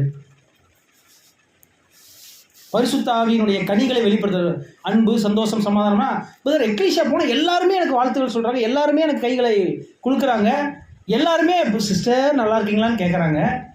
நான் எப்படி பரிசுத்த ஆவியின் கனிகளை வெளிப்படுத்துறவங்கன்னு கண்டுபிடிக்கிறது? கேள்வி வருதா இல்லைங்களா? அப்படின்னா அதுக்கு நீங்கள் முதல்ல பரிசுத்த ஆவி வாங்கியிருக்கணும். அதுக்கு நம்ம முதல்ல பரிசுத்த ஆவி வாங்கியிருக்கணும். பரிசுத்த ஆவி இருந்துச்சுன்னா பேசுகிற சகோதரர் சத்தியத்தின்படி பேசுகிறாரா, இல்லை உள்ளுக்குள்ளே ஒன்றை வச்சுக்கிட்டு பேசுகிறாரா, பாபிலோன் போல குழப்பத்தில் பேசுகிறாரா அப்படிங்கிறத கண்டுபிடிக்கணும்னா அதுக்கே தேவனுடைய ஆவி நமக்கு வேணும். இல்லைன்னா நம்ம என்ன பண்ணிடுவோம்? இவர் சொன்னாலும் சரிதாங்க, இவர் சொன்னாலும் சரிதாங்க, எதுங்க நம்புறது? உண்மையே இல்லைங்களா? பாருங்க, தேவன் நமக்கு குழப்பத்தின் ஆவியை தராமல், பயத்தின் ஆவியை தராமல், அன்பும் தெளிந்த புத்தியுள்ள ஆவியை தந்திருக்கிறார். அப்படின்னா அந்த ஆவிக்கு பேர் தான் பரிசுத்த ஆவி. அவருடைய வல்லமை, அந்த வல்லமை நம்மகிட்ட இல்லைன்னா நம்மளால மற்றவங்களை என்ன பண்ண முடியாது? ஜட்ஜ் பண்ண முடியாது. ஜட்ஜ் பண்ணுறதுன்னா உடனே பிரதர் நீங்கள் என்ன பண்ணிட வேண்டாம், அடுத்தவங்களை நீங்கள் ஜட்ஜ் பண்ணக்கூடாதுன்னு வசனம் இருக்குல்ல, தீர்ப்பு செய்யாதுங்கன்னு வசனம் இருக்குல்ல அப்படின்னு கேட்டால், அதுக்கு கூட ரீப்ரிண்ட்ஸில் வேற ஒரு ரீப்ரிண்ட்டில் என்ன குறிப்பிட்றாருன்னா, ரீப்ரிண்ட் நம்பர் 5953 என்ன குறிப்பிட்றாருன்னா, பரிசுத்த ஆவி உங்கள்கிட்ட இல்லைன்னா நீங்கள் யாரையும் ஜட்ஜ் பண்ணிடாதீங்க. ஆனால் பரிசுத்த ஆவி இருக்குதுன்னா, ஒரு வேளை சபைகளில் பாருங்கள், அப்போஸ்தலர் பவுல் பேசுகிறாரு, ஒரு வேளை அப்போஸ்தலர் பவுல் நேரடியாக போய் கடிஞ்சு கொள்கிறாரு அப்படின்னா அவர் ஜட்ஜ் பண்ணாமல் அவரால் போய் கடிஞ்சு கொள்ள முடியுமா? பாருங்கள், உங்கள் சபையில் நீங்கள் என்ன பண்ணிட்டு இருக்கிறீங்க? ஒரு சகோதரன் தன்னுடைய தகப்பனுடைய மனைவியை வைத்திருக்கிறான் என்று கேள்விப்பட்டிருக்கீங்க, நீங்கள் யாரும் கேட்கலையே. இப்படி இருக்காதீங்க, அவரை முதல்ல என்ன பண்ணுங்க, சபையில் நீக்குங்க அப்படின்னு அப்போஸ்தலர் பவுல் அங்கே சொல்கிறாரு. முகமுகமாக ஒவ்வொரு தவறான இடத்துல கடிந்து கொள்கிறார். ஜட்ஜ் பண்ணாமல் எப்படி நீங்கள், தீர்ப்பு சொல்லாமல் எப்படி நீங்கள், ஒருத்தரை தீர்ப்பிடாமல் எப்படி நீங்கள் இது பண்ண முடியும்? அப்படின்னா புரிஞ்சுக்குங்க, பரிசுத்த ஆவி இல்லாமல் மற்றவங்களை என்ன பண்ணக்கூடாது? துளி அளவு கூட தீர்ப்பு சொல்லிடக்கூடாது. துளி அளவில் கூட நம்ம மற்றவங்களை தவறாக நினச்சிடக்கூடாது, அல்லது அவங்க இப்படிப்பட்டவங்கன்னு நம்ம நினச்சிடவே கூடாது.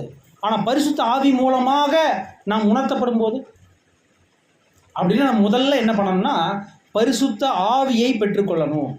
இதுதான் எலெக்ஷனில் முதல் ப்ராசஸ். பரிசுத்த ஆவியை பெற்றுக்கொண்ட ஒவ்வொருத்தர் தான் மற்றவர்கள் மேலே இவர் ஒரு வேளை ஆவியின் கனிகளை வெளிப்படுத்துகிறாருன்னு சொல்லி தீர்ப்பு செய்ய முடியும்.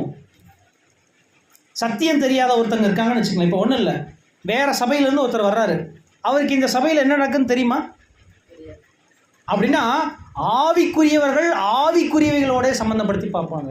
அப்படின்னா நம்ம எப்படி புரிஞ்சுக்கலாம்னா, நம்ம முதல்ல ஆவிக்குரிய ஜனமாக இருந்தால் மட்டும்தான் ஆவிக்குரிய ஜனங்களை நம்ம கண்ணால் பார்க்க முடியும். நான் முதல்ல அன்பு செலுத்துகிறவனா இருந்தால் தான் அவர் எனக்கு அன்பு செலுத்துகிறாரா இல்லை நடிக்கிறாரான்னு எனக்கு என்ன பண்ண முடியும்.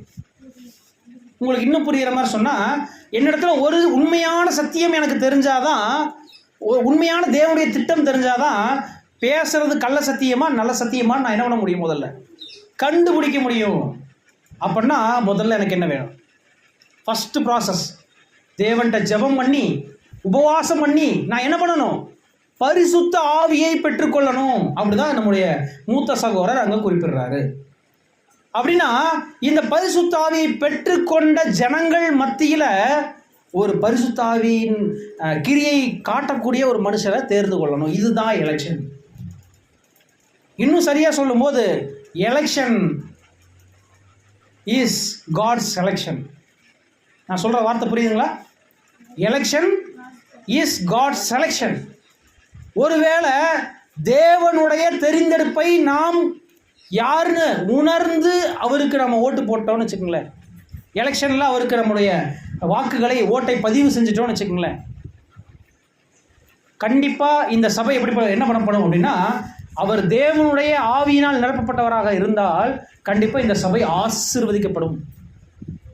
ஒருவேளை மாம்சத்தில் இவர் என்னுடைய சொந்தம், இல்லை இவர் நல்லா நடத்துவார் அப்படின்னு நம்ம நினைப்போம் பாருங்கள். நம்ம பார்வையில் எல்லாரும் ஒருத்தர் நினச்சிட்டு இருப்போமா இல்லைங்களா?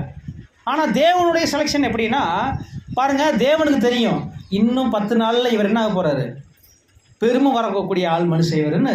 யாருக்கு தெரியும்? நம்மளுக்கு தெரியாது, அப்பாவுக்கு தெரியும். அப்போ அப்பாட்ட கேட்டோம்னா அவர் என்ன சொல்லிடுவார், இல்லைப்பா இவர் வேண்டாம்ப்பா, இங்கே ஒரு ஓரமாக உட்காந்துருக்காருல்ல இந்த மனுஷன் நீங்கள் என்ன பண்ணுங்க அப்படின்னு தேவனே நம்மளுக்கு என்ன பண்ணுவார், வெளிப்படுத்துவார். இது நம்ம பார்வையில் நம்ம பூமியில் கூட ஒரு வார்த்தை சொல்லுவாங்க, கண்ணால் பார்ப்பதும் போய் காதால் கேட்பதும் போய் தீர விசாரிப்பதே மெய் அப்படின்னா. பாருங்கள், சில சகோதரர்கள் வருவாங்க போவாங்க, யாரையும் நம்ம குற்றப்படுத்தலை சொல்கிறோம், வருவாங்க போவாங்க, பார்க்கும்போது நமக்கு எப்படி இருக்கும், எந்த இதுவுமே பேச மாட்டேங்கிறாருப்பா, இவர் வந்துட்டாருன்னா பிரச்சனையே இருக்காதுன்னு நம்ம நினைப்போம். ஆனால் அவர் தான் பெரிய பிரச்சனை காரணமாக இருக்கும். அப்படின்னா உடனே நம்ம யாரையும் குறை சொல்கிறக்காக சொல்லலை, நம்ம தேவனுடைய ஆவியை பெற்று நாம் ஒருத்தரை புரிஞ்சுக்கிட்டோம்னு வச்சுக்கோங்களேன், கண்டிப்பாக அவருடைய கேரக்டர்ஸ், அந்த கனிகளாலே அவர்களை அறிவீர்கள் அப்படிங்கிற காரியங்கள் அங்கே நடக்கும். அன்புக்குரிய சகோதர சகோதரிகளே, ஆனால் சரி அப்படின்னா இன்றைக்கி நிறைய எல்டர்ஸ் இன்றைக்கி செலக்ட் பண்ணுறாங்களே, செலக்ட் பண்ணுற எல்லாமே இப்படி தான் அப்படின்னு பார்க்கும்போது நமக்கு தெரியும், குரோட்டோனோ அப்படிங்கிற முறை, அதாவது கைகளை உயர்த்துதல், கைகளை வைத்தல் இல்லை, கைகளை. ஏன்னா இன்றைக்கி நிறைய சபைகளில் கைகளை வைத்தல் அப்படிங்கிற நிகழ்ச்சி தான் போயிட்டுருக்கு. அப்படி அல்ல, மாறாக கைகளை உயர்த்துதல் அப்படின்னு சொன்னால் நான் அவருக்கு தேவன் சார்பாக நான் அவருக்கு என்ன பண்ணுறேன், சாட்சி கொடுக்குறேன் அப்படின்னு அர்த்தம். அப்படின்னா இப்போ கைகளை உயர்த்துதல் அப்படிங்கிற பேரில் அப்போ என்னுடைய ஆவிக்குரிய ஜீவியத்துக்கு இவர் உத்தரவாதம், அல்லது என்னுடைய ஆவிக்குரிய ஜீவியத்துக்கு இவர் எனக்கு என்ன பண்ணுவாருங்க, மேய்ச்சல் உள்ள இடத்தை என்னை நடத்தி செல்வார் அப்படின்னு நம்பி நம்ம என்ன பண்ணுறோம், அவரை அந்த இடத்துல ஒப்பு கொடுக்குறோம். இப்போ ஒப்பு கொடுக்கும்போது ஒருவேளை தேவனுடைய அங்கீகரிப்பு இருந்துச்சுன்னா எப்படி இருக்கும், அந்த சபை சத்தியத்தினால நிரம்பி வழியும். போன பாடத்தில் கூட கேட்டோம், இன்னைக்கு நிறைய இடங்களில் சத்தியங்கள் குறைவுபட்டு போகுது. அது காரணம் என்னங்க? நிறைய பேர் ரசல் பதரே என்னதான் எழுதியிருக்கிறாருன்னா, நிறைய பேர் மாம்சத்தில் முடிவெடுத்துறாங்கன்னு சொல்கிறார். மாம்சத்தில் சில சகோதரர்களை அங்கீகரிக்கும் போது அந்த மாம்சத்தின் சகோதரர்கள் என்ன ஆயிடுறாங்க அப்படின்னு பார்க்கும்போது ஆவிக்குரிய சகோதரர்களை ஒடுக்குறாங்க. அல்லது மாம்சத்தின் சகோதரர்கள் சத்தியம் பரவாதபடிக்கு என்ன பண்ணிடுறாங்க, கேட் போட்டு என்ன பண்ணிடுறாங்களாமா, அந்த சபையை பிளாக் பண்ணிடுறாங்க. பிளாக் பண்ணும்போது என்ன ஆகும் அப்படின்னு யோசிங்க. ஒருவேளை இந்த சகோதரர் இங்கே இருந்தால் எனக்கு சத்தியம் கிடைக்குமா கிடைக்காது, அல்லது இன்னும் தேவனுடைய வழிகளில் போகிறதுக்கு எனக்கு இவர் உதவி செய்வாரா இல்லையா? உதவி செஞ்சாருன்னா கண்டிப்பாக இவர் தேவனால் ஒருவேளை அங்கீகரிக்கப்பட்ட ஜனம்னா நான் இன்னைக்கு வளர்ந்துருக்கிறேன். பாருங்கள், ஒரு மூப்பர் என்ன பண்ணணும் அப்படின்னு நம்முடைய மூத்த சகோதரர் குறிப்பு இதில் இல்லை, வேற ஒரு ரீப்ரிண்டில் சொல்லும்போது என்ன சொல்கிறாருன்னா, ஒரு மூப்பர் தன்னுடைய கால பகுதி முடிவதற்குள்ளாக தன்னை போல் அநேக மூப்பர்களை உருவாக்கி இருக்கணுமா. அப்போ உருவாக்கி இருக்குறாருன்னா அவர் நம்ம என்ன புரிஞ்சுக்கலாம், எப்படி புரிஞ்சுக்கலாம்? கண்டிப்பாக இந்த சகோதரர் பரவாயில்ல, இந்த மாதிரி இன்னும் எல்லாரையும் என்ன பண்ணுவார், மூப்பராக உருவாக்குறது இல்லை, தேவனுடைய பிள்ளைகளாக தகுதிப்படுத்துறாரு. அப்படின்னா இவர் தாங்க எனக்கு வேணும் அப்படின்னு சொல்லி நம்ம என்ன பண்ணலாம், அவரையே எதிர்பார்க்கலாம். அப்போ நம்ம தேவனுக்காக தகுதிப்படுறது முக்கியமா, இல்லை நம்ம சொந்தக்காரங்க அங்கே பொறுப்பில் இருக்கிறது முக்கியமா? நம்ம வந்திருக்கிறதே எல்லாமே நோக்கம் என்னங்க? ஃப்ராங்காக சொன்னால் பரலோகம் அப்படிங்கிற ஒரு நம்பிக்கையில் தான் நம்ம இன்றைக்கி எல்லாருக்கும் வந்திருக்கிறோம். பரலோகம் இல்லை, வாசல் முடிஞ்சிருச்சுன்னு ஒருத்தர் சப்ஜெக்ட் எடுத்தா அடுத்த நிமிஷம் நம்ம எல்லாரும் என்ன பண்ணிடுவோம், வாய்ப்பு முடிஞ்சிருச்சுங்க அப்படின்னு சொல்லிட்டாலே நம்ம என்ன பண்ணிடுவோம், அப்போ இவ்வளோ நாள் வந்த நம்பிக்கை முடிஞ்சு போச்சா? புரியுதா இல்லைங்களா? அப்படின்னா கண்டிப்பாக நம்ம புரிஞ்சுக்கணும், அங்கே எல்டர்ஸ் மற்றும் டீக்கன்ஸ் யாராக இருந்தாலும் அவங்க எப்படிப்பட்டவங்களாக இருக்கணும் அப்படிங்கிறத நம்மளாம் முடிவு பண்ணக்கூடாது, நாம் தேவனத்தில் கேட்டு தெரிஞ்சுக்கணும். இன்னும் சரியாக சொல்லும்போது ஆங்கிலத்தில் வேணால் வாசிடுறேன். The Lord's people are instructed that they are to seek to know the mind of the Lord. கர்த்தருடைய சிந்தையை தேடி கண்டுபிடிக்கணும். உடனே கேட்ட உடனே இந்தாப்பா அப்படின்னு வச்சுக்க கொடுத்துருவாரா? கர்த்தர் மைண்டில் என்ன இருக்கோ அதை நம்ம தேடி கண்டுபிடிக்கணும். கர்த்தர் ஒரு வேளை இங்கே பக்கத்தில் உட்காந்துருந்தார், சீட்டில் உட்காந்துருக்கிறார் அப்படின்னா, இந்த சீட்டில் அவர் உட்காந்துருந்தாருன்னா யாருக்கு தன்னுடைய கரத்தை உயர்த்துவாரோ இல்லை யாரை அங்கீகரித்திருப்பாரோ அந்த நபருக்கு நம்ம என்ன பண்ணணும்? நம்முடைய வாக்குகளை பதிவு செய்யணும் அப்படிங்கிறது தான் அங்கே நம்ம பார்க்குறோம் அன்பார்ந்த சகோதர சகோதரிகளே. ஆனால் இன்றைக்கி சபைகளில் அந்த மாதிரி நடக்கிறது இல்லை, நிறைய இடங்கள் நடக்கிறது இல்லை. நடக்காதனால தான் நீங்கள் கவனித்து பாருங்கள், மற்ற சபைகளில் சத்தியம் குறைபாடாயிட்டே போயிட்டுருக்கு. உள்ளுக்குள்ளே பிரச்சனை, கலவரம் எல்லாம் வர்றதுக்கு காரணம் என்னென்னா, இது கர்த்தர் இயேசு கிறிஸ்து என்ன பண்ணிட்டாருங்க, எந்திரிச்சு வெளியே போயிட்டாருன்னு அர்த்தம். உண்மைங்களா இல்லைங்களா? ஒரு வேளை அந்த இப்போ ஒன்றும் இல்லை, தேவன் ஒரு வேளை இங்கே இருக்கிறாருன்னா யோசிச்சு பாருங்கள், இந்த இடத்துல ஒரு சீட் போட்டு உட்காந்துருக்காருன்னா இங்கே யாராவது சண்டை போட்டுட்டு இருப்பாங்களா? சண்டை போட்டாலும் என்ன நடக்கும்? தேவன் இருக்காருங்கிற ஒரு பயபக்தி இருக்கும். அவருடைய சத்தியங்கள் புடம்பிடும். அவருடைய வார்த்தைகள் அவங்கள என்ன பண்ணும்? சரிப்படுத்தும். ஆனால் என்ன ஆயிடுச்சு இந்த பூமியில்? இன்றைக்கி நிறைய சபைகள் என்ன ஆகிட்டு இருக்கு அப்படின்னா, பிரிஞ்சு பிரிஞ்சு பிரிஞ்சு பிரிஞ்சு பிரிஞ்சு பிரிஞ்சு போகுதுனாலே நம்ம என்ன புரிஞ்சுக்கலாம்னா, அவங்கக்கிட்ட சத்தியம் இன்னும் கிரியை செய்யலை. சத்தியம் கிரியை செய்யலைன்னா அவங்க இன்னும் பரிசுத்தாவியை பெற்றுக்கொள்ளாமல் ஒருத்தரை செலக்ட் பண்ணதன் விளைவு அந்த சபையில் என்ன ஆகிட்டு இருக்குங்க? பிரச்சனைகள் போயிட்டு இருக்கு. அன்புக்குரிய சகோதர சகோதரிகளே, சரி அப்படின்னா முதல்ல நம்ம ஒரு அண்டர்ஸ்டாண்டிங் வரணும். என்ன அண்டர்ஸ்டாண்டிங்னா, இந்த மூப்பராக உதவிக்காரராக ஒருவேளை நான் செலக்ட் பண்ணப்பட்டேன்னா எனக்கு எந்த கேரக்டர் இருக்கணும், அல்லது நான் எந்த மனநிலையில் இருக்கணும் அப்படின்னு நம்ம யோசிச்சு பார்த்தோம்னா, அதாவது என்னன்னு நான் கிடையாது, நம்ம எல்லாருக்கும் இருக்கணும். பாருங்க, வசனம் வாசி கேட்கலாம். ஏசாயா 61ஆம் அதிகாரம் 1ஆம் வசனத்தை வாசி கேட்கலாம். ஏசாயா 61ஆம் அதிகாரம் வசனம் 1. கர்த்தராகிய தேவனுடைய ஆவியானவர் என்மேல் இருக்கிறார். சிறுமைப்பட்டவர்களுக்கு சுவிசேஷத்தை அறிவிக்க கர்த்தர் என்னை அபிஷேகம் பண்ணினார். இருதயம் நொறுங்குண்டவர்களுக்கு காயம் கட்டுதலையும், சிறைப்பட்டவர்களுக்கு விடுதலையையும், கட்டுண்டவர்களுக்கு கட்டவிழ்தலையும் கூறவும். பாருங்க, அப்ப என்ன வார்த்தைகள் பார்த்துட்டோம்னா, இது கர்த்தராகிய இயேசு கிறிஸ்து அங்கே என்ன பண்ணிட்டார் அப்படின்னு பார்க்கும்போது அவருக்கு அங்கே அப்ளையான இந்த ஒரு தீர்க்க தரிசன வசனம்.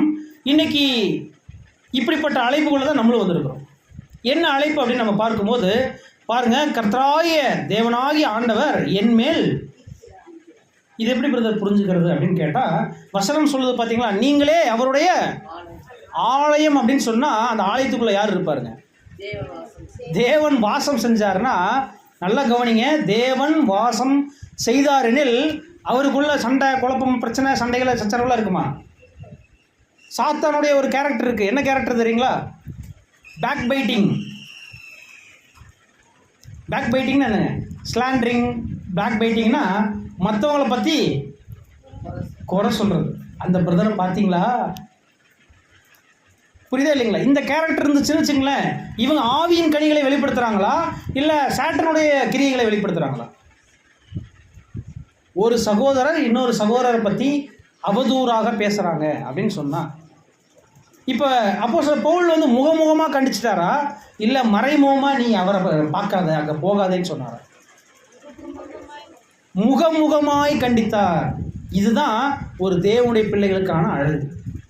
அதுவே மறைமுகமாக போய் ஒருத்தங்க இன்னொரு சகோதரனை பற்றி பேசுகிறாங்க அப்படின்னா, நம்ம வசனமே என்ன சொல்லுதுன்னா, ஒருத்தர் அந்த இடத்துல இல்லைன்னா அவரை பற்றி பேசக்கூடாது, நேராக அவரை வச்சு பேசலாம். அவர் இல்லைன்னா என்ன பண்ணக்கூடாது? ஒருவேளை நீங்கள் அவர் குற்றம் செய்கிறவராக கண்டால் அப்படின்னு நம்ம வசனங்கள் பார்க்கும்போது நேராக போய் அவருக்கு என்ன பண்ணணும்? எச்சரிக்கணும், அல்லது அவருக்கு அறிவு உணர்த்தணும். ஒருவேளை அவர் இன்னும் புரிஞ்சுக்காமல் இருக்காருன்னா நீங்கள் என்ன பண்ணுங்கள், இன்னும் 3 பேரை கூட்டிகிட்டு போய் 2-3 பேர் கூட்டிகிட்டு போய் அவங்க மத்தியில் வச்சு நீங்கள் அவங்களுடைய பிரச்சனைகளை இப்படி இருக்குது, இதை சரி பண்ணுங்கன்னு பேசலாம். அதையும் அவர் கீழ்ப்படினா தான் இனி அடுத்த ஒரு நிலைமை என்னன்னு கேட்கும்போது பாருங்கள், சபை எல்லாரும் முன்னாடி அவரை வச்சு அவரை அறிவுறுத்தணும். அப்படியும் அவர் கீழ்ப்படியிலே தான் நீங்கள் என்ன பண்ணணும், அவரை சபை நீக்கம் அங்கே செய்யணும் அப்படிங்கிறத எல்லாம் நம்ம பார்க்கணும். அப்படின்னா இங்கே கர்த்தருடைய ஆவியை பெற்றுக்கொண்டவர் எப்படிப்பட்டவராக இருக்கணும்னா, பாருங்க, முதல்ல சொல்றாரு சுவிசேஷத்தை சிறுமைப்பட்டவர்களுக்கு அறிவிக்க கர்த்தரனை அபிஷேகம் பண்ணாருங்கிற சிந்தை எனக்குள்ள வேணும். அப்படின்னா சத்தியத்தை மற்றவங்களுக்கு சொல்லக்கூடிய வாஞ்சை அவருக்குள்ள காணப்படணும். அடுத்தது பாருங்க, சபையில் யாராவது ரொம்ப மனசு பிரச்சனைகள்னாலேயோ இல்லை வீட்டினுடைய குடும்ப பொருளாதார பிரச்சனையோ இல்லை உடல் நலன்லையோ இல்லை ஏதாவது ஒரு பிரச்சனைகள்னால கண்டிப்பாக எல்லாரும் டிஸ்டர்ப் ஆகுறாங்களா இல்லைங்களா? அவங்களுக்கு போய் நீங்கள் பணம் கொடுங்கன்னு இங்கே எங்கேயும் வசனம் இல்லை. மாறாக அங்கே என்ன சொல்கிறாங்கன்னா, நொறுங்குட்டவர்களுக்கு காயம் கட்டுதல் இருக்கும். காயம் கட்டுறதுன்னா எப்படிங்க? பணம் கொடுத்துட்டா அந்த அழுகிற ஸ்திரீ உடனே ஐயோ அப்படின்னு சிரிக்க ஆரம்பிச்சிருவாங்களா? தைரியமாக இருக்க நாங்களாம் இருக்கிறோம் அப்படின்னு சொன்னாலே பாதி பேர்த்துக்கு என்ன இருக்குங்க, நம்ம அப்பா இருக்கிறாரு, நம்ம குடும்பத்தில் இப்படி ஒரு பிரச்சனையை தேவன் அனுமதிச்சிருக்காருன்னா நல்லதுக்கு தான் நீங்கள் தைரியமாக இருங்கன்னு அந்த ஒரு வார்த்தை சொன்னாலே இன்றைக்கி நிறைய பேர் என்ன ஆயிடுறாங்க, கொஞ்ச நேரம் பேசினாலே அவங்க கண்ணீர் கவலைகளை கொஞ்ச நேரம் கேட்டோம்னாலே நிறைய பேர்த்துக்கு என்ன ஆயிடுதுங்க, குறைஞ்சி போயிடுது. ஏன்னா அவங்களுடைய யாராவது நம்ம பேசுகிறத கேட்க மாட்டாங்களா அப்படின்னு கொஞ்சம் பேர் இருக்கிறாங்க. இல்லைன்னா யாராவது எங்கிட்ட பேச மாட்டாங்களா இப்படி கொஞ்சம் பேர் இருக்கிறாங்க. அப்படின்னா இந்த நொறுங்குண்டவர்களுக்கு காயம் கட்டுதல் அப்படின்னு சொன்னால் அவங்க மனசில் இருக்கக்கூடிய ஒரு அழுகை இல்லை கவலை அதை நம்ம வெளியில் எடுத்துட்டோம்னாலே, எடுக்கிற அளவுக்கு அவங்களுக்கு சில ஆறுதலான சத்திய வசனங்களை அங்கே போட்டு காயம் கட்டிட்டோம்னாலே கண்டிப்பாக அவங்க எப்படிப்பட்டவங்க ஆயிடுறாங்கன்னா, அவங்க சரியாயிடுறாங்கன்னா, அப்படிப்பட்டவங்களைத்தான் தேவன் என்ன பண்ணுறாரு, அப்படிப்பட்டவங்களாக தான் மாறுறதுக்கு நம்மளை தேவன் என்ன இருக்கிறாரு, அழைச்சிருக்கிறார். அன்புக்குரிய சகோதர சகோதரி, இன்னும் சொல்லும்போது சிறைப்பட்டவர்களுக்கு விடுதலையும் கட்டுண்டவர்களுக்கு கட்டவிழ்த்தலையும் அப்படின்னா, சிலரெல்லாம் கட்டுண்டவர்கள் அப்படின்னு சொன்னால் ஏதாவது ஒரு தேவையில்லாத, இப்போ எடுத்துக்காட்டுக்கு சொன்னால் பாஸ்டர்னு சொன்னால் அவங்ககிட்ட போய் தன்னை அடக வச்சுருவாங்க. சிலர் போய் தங்களுடைய கணவனுக்கு மனைவி அடக வச்சுருவாங்க. இல்லை யாராவது ஒரு பெரியவங்க சொன்னால் நாங்கள் கேட்போம், அவர் சொன்னால் தான் நாங்கள் கேட்போம்னு சிலர் என்ன பண்ணிடுவாங்க, தங்களுக்கு மேலே அவங்கள நிப்பாட்டி வச்சுருவாங்க. இப்படிப்பட்டவங்கெல்லாம் கட்டுண்டவர்கள். இன்னும் சொல்லும்போது சிறைப்பட்டவர்கள் அப்படின்னு சொன்னால் அந்த உள்ளுக்குள்ளே அப்படியே நான் சொல்லிட்டேன், அந்த மனதளவில் ரொம்ப பாதிக்கப்பட்டவங்க, ஸ்ட்ரெஸ் பீப்புள். இன்றைக்கி ஸ்ட்ரெஸ்ஸு பார்த்தீங்கன்னா எந்த அளவுக்கு இருக்குன்னா, இருக்கக்கூடிய எல்லா ஜனங்களுக்கும் எப்படி இருக்குன்னா மைண்டு ஸ்ட்ரெஸ் இன்றைக்கி நிறைய பேர்த்துக்கு இருக்குது. அப்படின்னா இவங்களுக்கெல்லாம் கொஞ்ச நேரம் உட்காந்து பேசினாலே என்ன ஆயிருதுங்க, பாதி பேர்த்துக்கு அவங்களுக்கு கொஞ்சம் ஆறுதல் கிடைக்கிது. அன்புக்குரிய சகோதர சகோதரர்களே, இதற்காக தான் தேவன் என்னை அபிஷேகம் பண்ணியிருக்கிறார். அன்புக்குரிய சகோதர சகோதரிகளே, இப்படி யார் நடந்து கொள்கிறாங்களோ அவங்க தாங்க ஒரு மூப்பராக தகுதி உள்ளவர்கள் அப்படின்னு நம்ம பார்க்குறோம். இது மட்டும் இல்லை, இன்னும் கூட ஒரு விளக்கம் கொடுக்குறாங்க. வாசிங்க 1 தீமோத்தேயு 3 அதிகாரம் 2 வசனம். 1 தீமோத்தேயு 3 அதிகாரம் 2 வசனம்.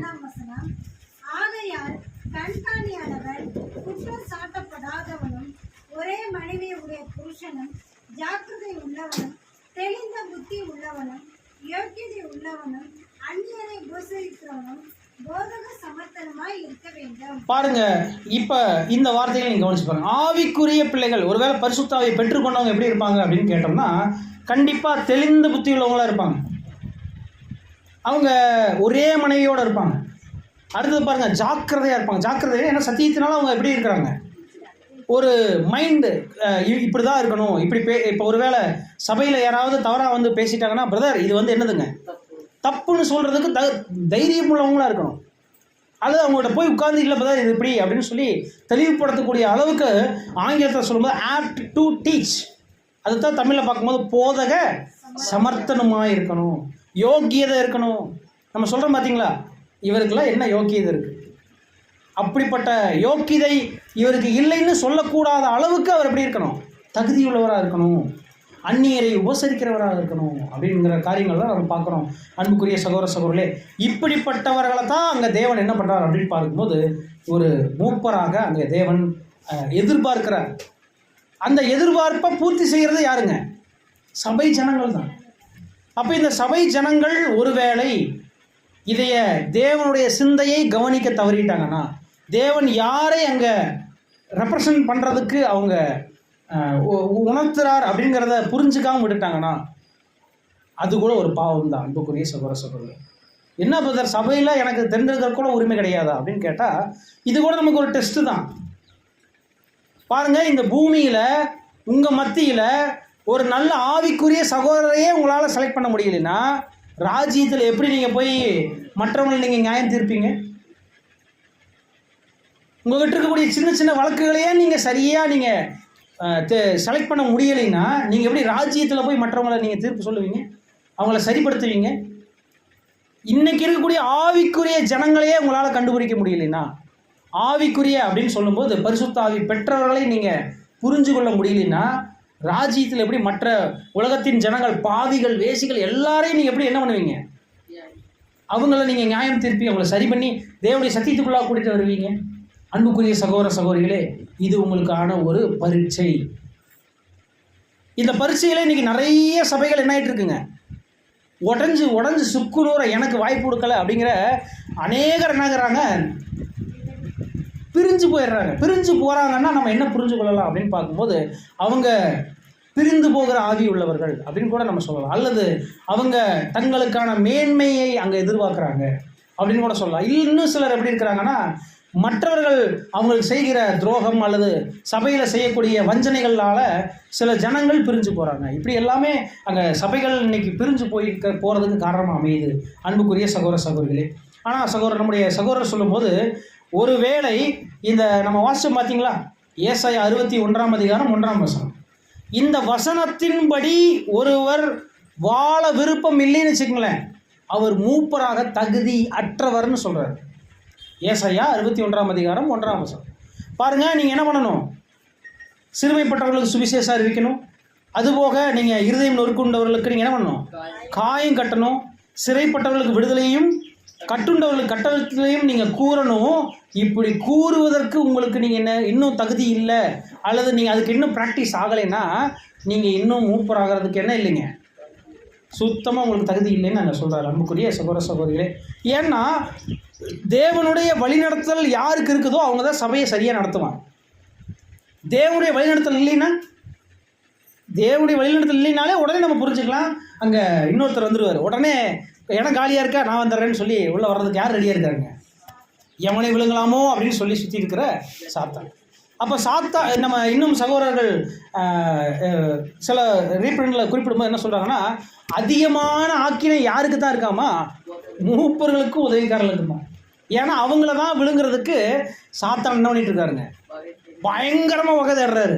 ஏன்னா இந்த ஒருத்தரை தவறான வழியில் நடத்திட்டா, நான் சொல்கிற வார்த்தை மூலமாக அல்லது நடத்தக்கூடிய நடத்துதல் மூலமாக சபையே என்ன ஆயிரும், கெட்டு குட்டிச்சவராரு.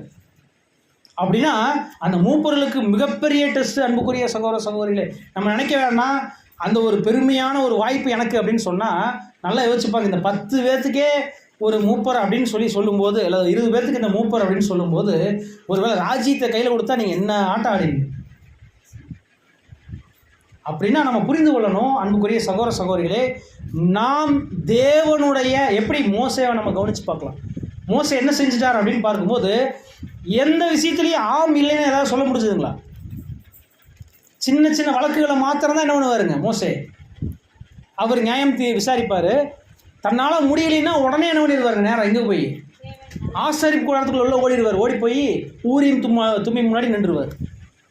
எனக்கு இந்த வழக்கை நான் என்ன பண்ணுறது, தீர்க்க வைக்க முடியலை, எனக்கு நீங்கள் என்ன பண்ணுங்க, வழிநடத்தல் கொடுங்கன்னு அங்கே வாங்கி ஊரின் தும்மி மூலமாக என்ன பண்ணிடுவாருங்க, சரியான வழிநடத்தலை பெற்றுக்கொண்டு இப்போ எங்கே வருவார் அப்படின்னு கேட்டால் ஜனங்கள் முன்னாடி வந்து பாருங்கள், இதுதான் எல்லா விஷயத்தையும் தேவன்கிட்ட கொண்டு போய் அங்கே என்ன பண்ணுவாருங்க, சமர்ப்பிக்கிறவராக இருப்பார். அப்படிப்பட்டவர் தான் மோசே. அந்த மாதிரி ஒரு மூப்பர் நமக்கு இருக்கணும் அப்படின்னா கண்டிப்பாக நாம் செய்ய வேண்டிய வேலைகள் கடமைகள் என்னென்னா, நாம் முதல்ல ஜெபிக்கணும், நாம் முதல்ல உபவாசம் இருக்கணும், நாம் முதல்ல தேவனிடத்துலேருந்து என்ன பண்ணணும், பரிசுத்தாவியை பெற்று அந்த பரிசுத்தாவி மூலமான மனக்கண்கள் மூலமாக மற்றவர்களை நம்ம பார்க்கும்போது தான் அங்கே தேவன் உணர்த்துவார், இந்த சகோதரர், இந்த மனுஷன் எக்ஸ் அல்லது இந்த மனுஷன் எப்படி இருக்கிறாருங்க, தேவனுடைய வார்த்தைகளுக்கு இசைவாக தன்னுடைய வாழ்க்கையை வாழ்ந்து கொண்டிருக்கிறார். அப்போ இவரை நான் என்ன பண்ணலாம், ஒரு வேளை நான் தெரிந்து கொண்டால் கண்டிப்பாக சபை நான் எனக்கு மட்டும் இல்லை என் குடும்பத்தையே அவர் காப்பாற்றுவார். நம்ம புரியுதா இல்லைங்களா? இப்போ வீட்டில் தகப்பன் இல்லைன்னு வச்சுக்கங்களேன், அந்த குடும்பத்தை ஏற்று வழிநடத்துறது யாருடைய பொறுப்புங்க? மூத்த மகன். இப்போ மூத்த மகனாக மாறுறதுக்கு தான் அழைப்பே ஒழிய மூத்த மகன் தான் என்ன பண்ணணும், தன்னுடைய தம்பிகள் தங்கைகள் எல்லாருக்கும் தேவையான உணவு கொடுக்கறது மட்டும் இல்லை, அவங்களுக்கு திருமணம் செஞ்சு வைக்கிறது, எல்லா காரியங்களையும் அந்த மூத்த மகன் தான் என்ன பண்ணணும், பொறுப்பேற்று நடத்தணும். அந்த ஒரு வாய்ப்புக்குள்ளே தான் இன்றைக்கி இந்த ஒரு எலெக்ஷன் அப்படிங்கிற காரியங்கள் அங்கே போயிட்டுருக்கு அன்புக்குரிய சகோதர சகோதரிகளே. ஆனால் இங்கே ரசல் எழுதும்போது என்ன சொல்கிறாருன்னா, பாருங்கள், ஒரு 3 சபைகள் ஆதி காலத்திலிருந்து, அதாவது நம்ம பார்க்கும்போது 3, the Roman Catholic, the Episcopal church of England and the Greek Catholic church, இவங்க 3 பேர் என்ன பண்ணிட்டாங்கன்னா இந்த ஆர்டினேஷன், அதாவது இந்த ஒரு பதவி கொடுக்குற விஷயத்தை தவறாக தங்களுக்கு சாதகமாக வழிநடத்திட்டாங்க. இதனால தான் இன்றைக்கி நிறைய பேர் தங்களுக்கு ஏற்ற மாதிரி இன்றைக்கி நடத்திட்டு போகிறாங்க. இன்னும் சொல்லும்போது பாருங்கள், அவங்க என்ன சொல்லிட்டாங்க அப்படின்னு பார்க்கும்போது, அப்போஸ்தலர்கள் தங்களுடைய வாழ்க்கையின் காலத்தில் சிலரை கைகளை வச்சு தான் என்ன பண்ணிட்டாங்க, செலக்ட் பண்ணிட்டாங்க. நீங்கள் சபையை நடத்துங்கன்னு சொல்லி அப்போஸ்தலர்கள் என்ன பண்ணிட்டாங்க, அவங்களுக்கு கொடுத்த அதிகாரத்தை என்ன பண்ணிட்டாங்க, கைகளை வச்சு ஜெபம் பண்ணி அவங்களை ஆசீர்வதிச்சிட்டாங்க.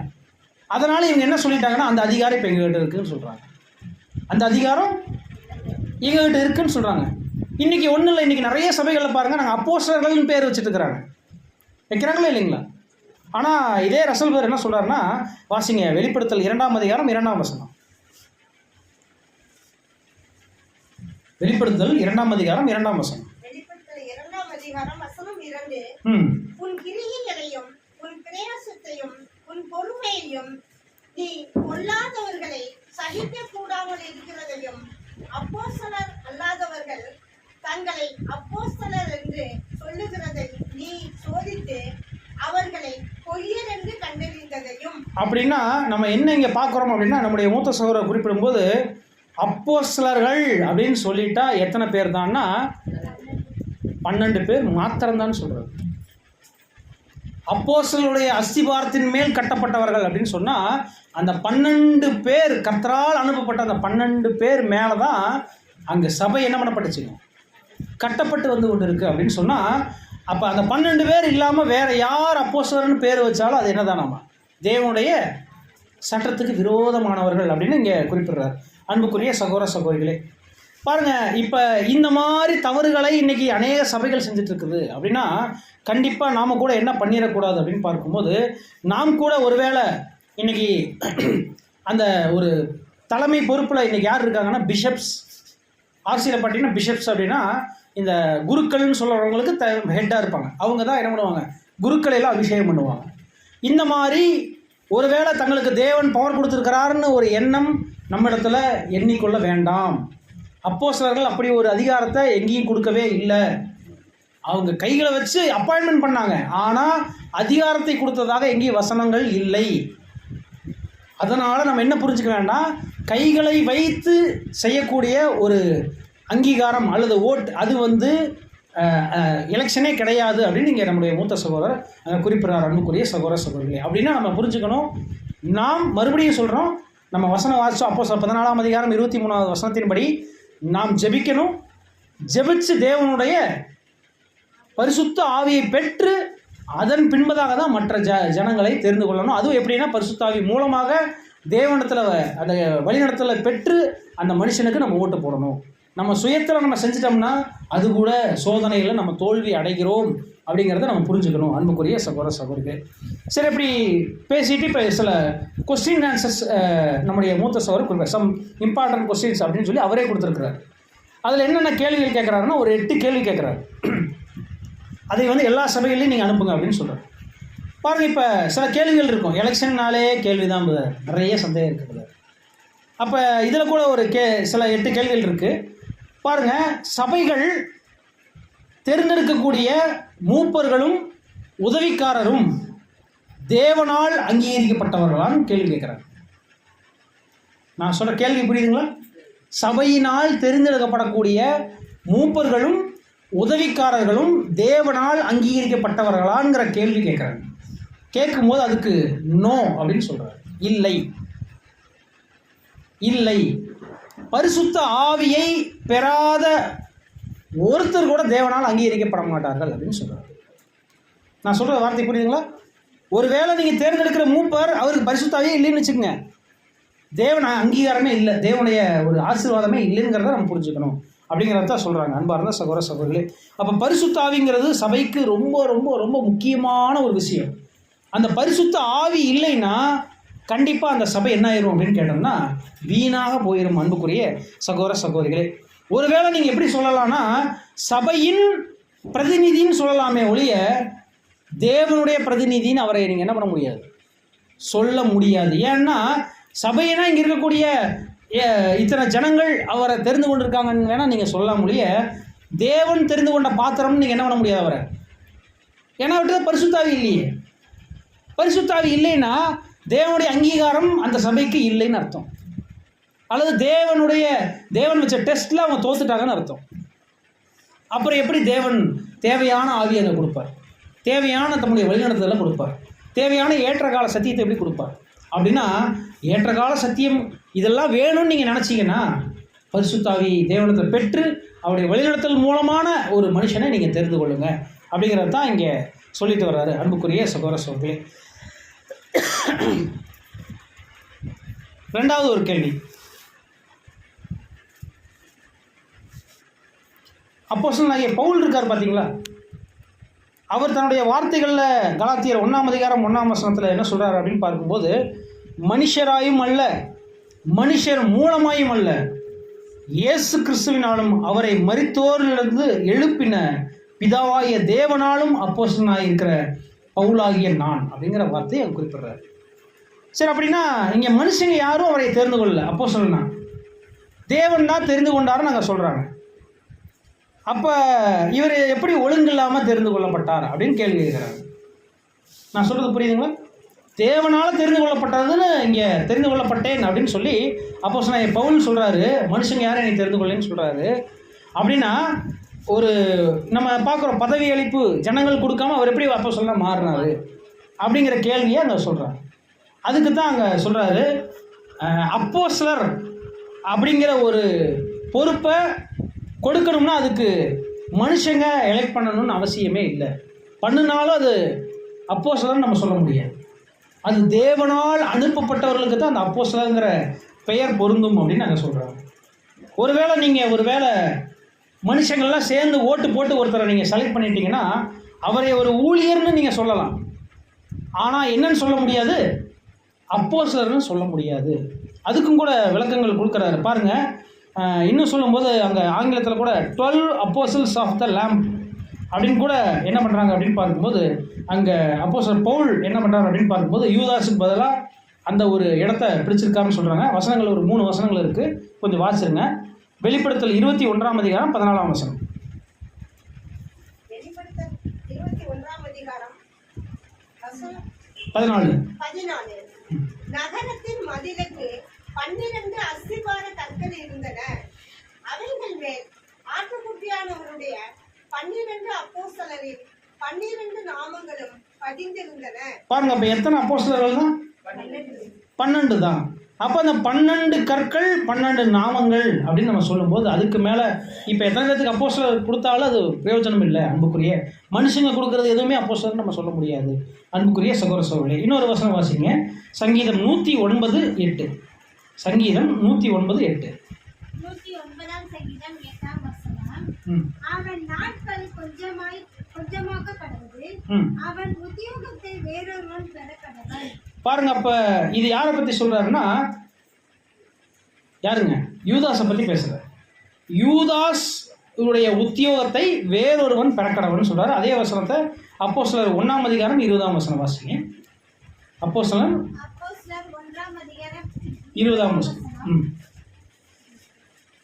சங்கீத புஸ்தகத்திலே அவனுடைய வாசஸ்தலம் பாழாக கடவது, ஒருவனும் அதில் வாசம் பண்ணாதிருப்பானாக என்றும் அவனுடைய கண்காணிப்பை வேறொருவன் பெற கடவன் என்றும் எழுதியிருக்கிறது. பாருங்க, அப்ப இந்த வசனங்கள் தெளிவா கொடுத்திருக்குது. அப்ப எத்தனை அப்போஸ்தலர்கள் மட்டும்தான்? யூதாஸுக்கு பதிலாக தான் அங்கே யார் வந்திருக்கிறார் அப்படின்னு நம்ம பார்க்குறோம்னா அங்கே நம்ம பார்த்தோம் அப்போஸ்தலனாகிய பவுல். மாறாக இன்னைக்கு church of England, church of Rome, அப்புறம் கிரீக் சர்ச், இவங்கெல்லாம் வந்து தேவனுடைய வார்த்தைகளின் கொள்கைகளுக்கு விரோதமாக ஆங்கிலத்தில் சொல்லும்போது and the Greek church do violence to the principles of God's word அப்படின்னு சொல்கிறாங்க. In that they claim to make but do not really make apostolic bishops. இன்னைக்கு பிஷப்ஸ் எல்லாமே யார் தரமா? அப்போஸ்தல கண்காணிகள் அப்படின்னு சொல்லி இன்றைக்கி அவங்க பேர் வச்சுட்டு அவங்க இருக்கிறாங்க. அப்போ அப்போஸ்தலர்கள் அவங்களுக்கு வல்லமை மற்றும் அதிகாரம் கொடுத்ததாக அவங்க இன்றைக்கி வரையும் கிளைம் பண்ணிகிட்டு இருக்காங்க. கிளைம்னா தங்களுக்கு உரிமை பாராட்டிகிட்டு இருக்கிறாங்க அப்படிங்கிறத தான் சொல்கிறாங்க. சரி, அப்படின்னா அப்போஸ்தலருடைய ஊழியம் அந்த 12 பேருக்கு மட்டும்தான் கொடுக்கப்பட்டுச்சு. வேறு யாரும் அந்த தகுதியை பெறவில்லை, பெறப்போவதும் இல்லைன்னு சொல்லி அங்கே குறிப்பிடுறாரு. நீங்கள் ஒரு வசனம் கூட வாசிருங்க. அப்போஸ்தலர் 14ஆம் அதிகாரம் 26லிருந்து 28 வரை. அப்போஸ்தலர் 14ஆம் அதிகாரம் வசனம் 26லிருந்து 28 முடிய. அங்கே கப்பல் ஏறி தாங்கள் நிறைவேற்றின கிரியைக்காக தேவனுடைய கிருபைக்கு ஒப்புவிக்கப்பட்டு புறப்பட்டு அந்தியோகியாவுக்கு வந்தார்கள். அவர்கள் அங்கே சேர்ந்த பொழுது சபையை கூடி வர செய்து தேவன் தங்களை கொண்டு செய்தவைகளையும் அவர் புற ஜாதிகளுக்கு விசுவாசத்தின் கதவை திறந்ததையும் அறிவித்து அங்கே சீசருடனே கூட அநேக நாள் சஞ்சரித்திருந்தார்கள். பாருங்க, இங்கே ஒரு விஷயம் நடக்குது. இது ஏன் வந்து அப்போஸ்தலர்கள் தங்களுக்கு நடந்தது எல்லாம் பயங்கரமாக அந்த ஜனங்களுக்கு விவரிக்கணும் அப்படின்னு கேட்கும்போது பாருங்க, இந்த அப்போஸ்தலர்கள் ஆக தேவன் தெரிந்து கொண்டுட்டார். ஆனால் சபை ஜனங்கள் என்ன பண்ணிட்டாங்க தெரியுங்களா? அவர் சார்ந்திருந்த சபை ஜனங்கள் என்ன பண்ணிட்டாங்களா, பயண ஊழியர்களாக என்ன பண்ணிட்டார் அப்படின்னு பார்க்கும்போது அங்கே அப்போஸ்தலனாகிய பவுலையும் அவர் கூட முதலாவது பார்க்கும்போது பர்னபாவையும் தெரிந்து கொண்டாங்க. அதன் பின்பதாக அப்போஸ்தலனாகிய பவுலையும் மற்றும் சீலாவையும் தெரிந்து கொள்கிறாங்க. To be their representatives and apparently at their expense to carry the message to others. அதாவது சத்தியங்களை மற்றவங்களுக்கு சொல்கிறதுக்கும் பணத்தை அவங்க பெற்று கஷ்டப்படக்கூடிய சில சபைகளுக்கு உதவுவதற்காகவும் அங்கே என்ன பண்ணிட்டாங்க, அங்கே பயண ஊழியர்களாக என்ன பண்ணிட்டாங்க அப்படின்னு பார்க்கும்போது சபை ஜனங்கள் தெரிந்து கொண்டுட்டாங்க. யாரை? அப்போஸ்தலனாகிய பவுலையும் முதலாவது பர்னபாவையும் பின்பதாக சீலாவை என்ன பண்ணியிருக்கிறாங்க அப்படின்னு பார்க்கும்போது தெரிந்து கொண்டிருக்கிறாங்க. இப்போ தெரிந்து கொண்டுட்டாங்க அப்படின்னா இதுக்கு யார் பாத்திரவான் ஆகிட்டாரு? அப்போஸ்தலனாகிய பவுலும் சீலாவும் பர்னபாவும். இப்போ அவங்க போகிறாங்க பார்த்தீங்களா, ஒரு இடத்துக்கு போய் நாங்கள் இந்தந்த ஊழியங்கள்லாம் செஞ்சோம், இப்படிப்பட்ட தேவனுடைய அற்புதங்கள்லாம் நடந்துச்சு அப்படிங்கிறத இப்போ வந்து சபைக்கு என்ன பண்ணுறாங்களாமா, ஒப்புவிக்கிறாங்களாமா. ஒப்புவிக்கிறாங்கன்னா என்னென்னா கணக்கு ஒப்புவிக்கிறது. நீங்கள் கொடுத்தீங்க, கொடுத்ததை நாங்கள் என்ன பண்ணிட்டோம், இந்த மாதிரி இங்கே சேர்த்தோம், இங்கே இந்த மாதிரி பார்த்தோம், இதை கவனித்தோம், இப்படியெல்லாம் ஜனங்கள் உங்களுக்கு வாழ்த்து சொன்னாங்கிற விஷயத்தை தான் அங்கே பார்த்தோம். 27லேருந்து மறுபடி வாசிங்க. அவர்கள் அங்கே சேர்ந்த பொழுது சபையை கூடி வர செய்து தேவன் தங்களை கொண்டு செய்தவைகளையும் அவர் புறஜாதிகளுக்கு விசுவாசத்தின் கதவை திறந்ததையும் அறிவித்து அங்கே சீசருடனே கூட அநேக நாள் சஞ்சரித்திருந்தார்கள். பாருங்க, அந்தியோக்கியா சபையில தான் இங்க அப்போஸ்தலனாகிய பவுல் என்ன பண்ணப்பட்டிருக்காருன்னா அந்த ஊழியத்தின் பாதை, அதாவது பயண ஊழியர்களாக இங்கே தெரிந்து கொள்ளப்பட்டிருக்கிறாரு.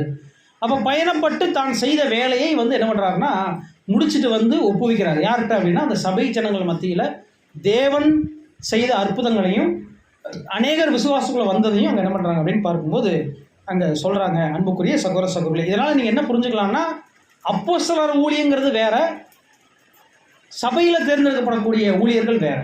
அப்போஸ்தலர் ஊழியம்னு சொல்லும்போது அந்த 12 பேருக்கு மாத்திரம்தான் அது பொருந்தது, அது தேவனுடைய செலெக்ஷன்.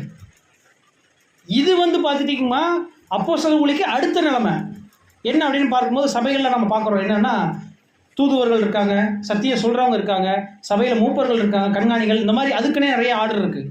இந்த ஆர்டரில் வர்றவங்க பார்த்தீங்கன்னா தேவனுடைய சித்தத்தை உணர்ந்து சபை ஜனங்கள் அங்கே ஏற்றுக்கொள்கிறவங்களை தான் தேவன் என்ன பண்ணுறாருன்னா அங்கே கண்காணிகளாகவும் மூப்பர்களாகவும் அங்கே காட்டுறாரு அப்படிங்கிறத சொல்கிறார். அப்படின்னா கண்காணிகள் மூப்பர்கள் ஜனங்களால் தெரிந்து கொள்ளப்படுகிறவர்கள்.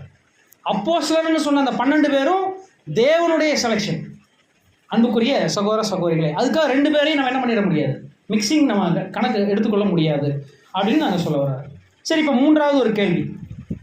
ஒருவேளை Watch Tower Bible and Tract Society ஊழியர்களை தேர்ந்தெடுக்குதா அப்படிங்கிற கேள்வியை கேட்குறாங்க.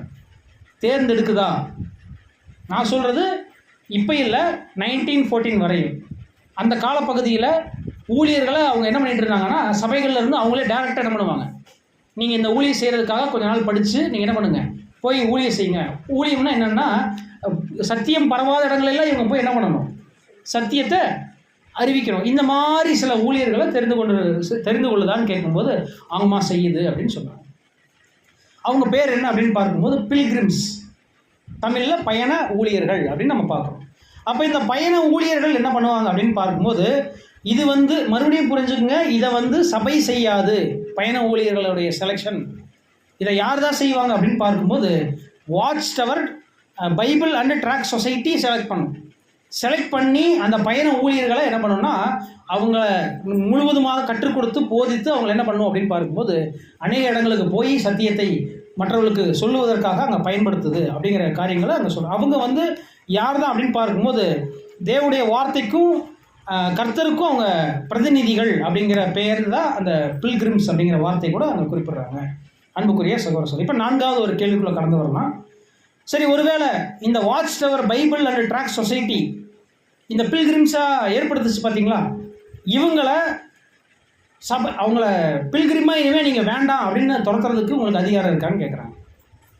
இப்போ சபை ஒருத்தர் சபையை விட்டு நீங்கள் வேண்டான்னு சொல்கிறீங்க பார்த்தீங்களா, அதே மாதிரி வாட்ச் டவர் சொசைட்டிக்கும் இந்த மாதிரி வெளியே வேண்டாம், உங்களை நான் என்ன பண்ணுறேன், இனிமேல் நீங்கள் பில்கிரிம் ஊழியம் செய்ய வேண்டாம், பயண ஊழியராக தொடர வேண்டான்னு ஒரு வேளை கட் பண்ணுறதுக்கு உங்களுக்கு இது இருக்கா, தகுதி இருக்கான்னு அந்த கேள்வி கேட்குறாங்க. கேட்கும்போது அதுக்கு சொல்கிறாங்க எஸ், கண்டிப்பாக. ஏன்னா இந்த பவர் நேரடியாக அங்கே அப்பாயின்மெண்ட் பண்ணுச்சு. அதனால் அவங்களுடைய சூழ்நிலைக்கு தகுந்தவாறு நாங்கள் கட் பண்ணுறதுக்கும் எங்களுக்கு என்ன இருக்குங்க, உரிமை இருக்குன்னு நாங்கள் சொல்கிறோம். 5வது ஒரு கொஸ்டின் என்ன அப்படின்னு கேட்கும்போது, ஒருவேளை ஒரு பில்கிரிம் அந்த ஒரு வாட்ச் டவர் சொசைட்டினால் இதுவரை செய்த ஊழியம் இனிமேல் நீங்கள் செய்ய வேண்டான்னு அங்கே தடை செய்யப்படுறாங்க அப்படின்னா, அவர் ஒருவேளை அதுக்கப்புறம் இப்போ எங்கே வந்துடுவார், அவங்களுடைய ஓன் சர்ச்சுக்கு வந்துடுவார், சபைக்கு வந்துடுவார். இப்போ இந்த சர்ச்சில் அவர் ஊழியம் செய்கிறதுக்கு தடை விதிக்கலாமா, இல்லை அவர் திரும்பி ஊழியம் செய்யலாமான்னு அங்கே கேள்வி கேட்குறாங்க. கேட்கும்போது அதுக்கு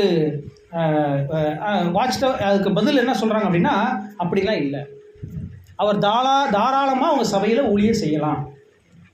ஒரு மூப்பராகவோ இல்லை கண்காணியாவோ இல்லை உதவிக்காரராகவோ அல்லது நீங்கள் சபையில் போதிக்கிறவராகவோ அல்லது நீங்கள் ஊழியம் செய்யலாம். இது நாங்கள் எங்களுக்கு சிலருடைய உடல்நல குறைவினாலேயோ இல்லை அவர் இன்னும் கற்றுக்கொள்ளாமல் இருக்கிறாங்கிறதுனாலையோ நாங்கள் என்ன பண்ணியிருப்போம், ஒருவேளை அவரை தடை செஞ்சுருப்போம்.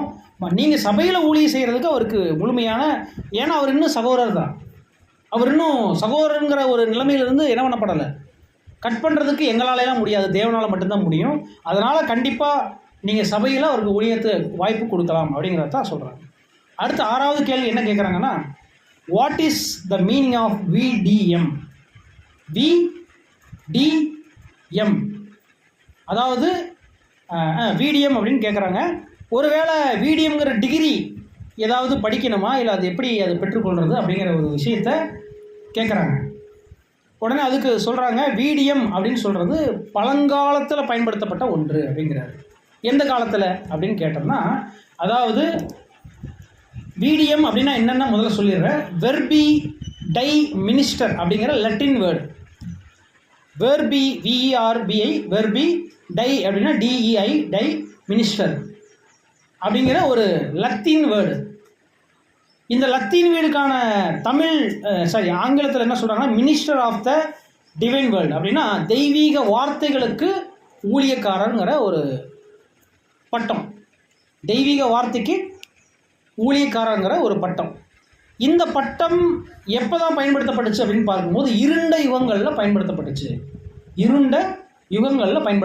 இப்போ அதிகமாக பயன்படப்படலை.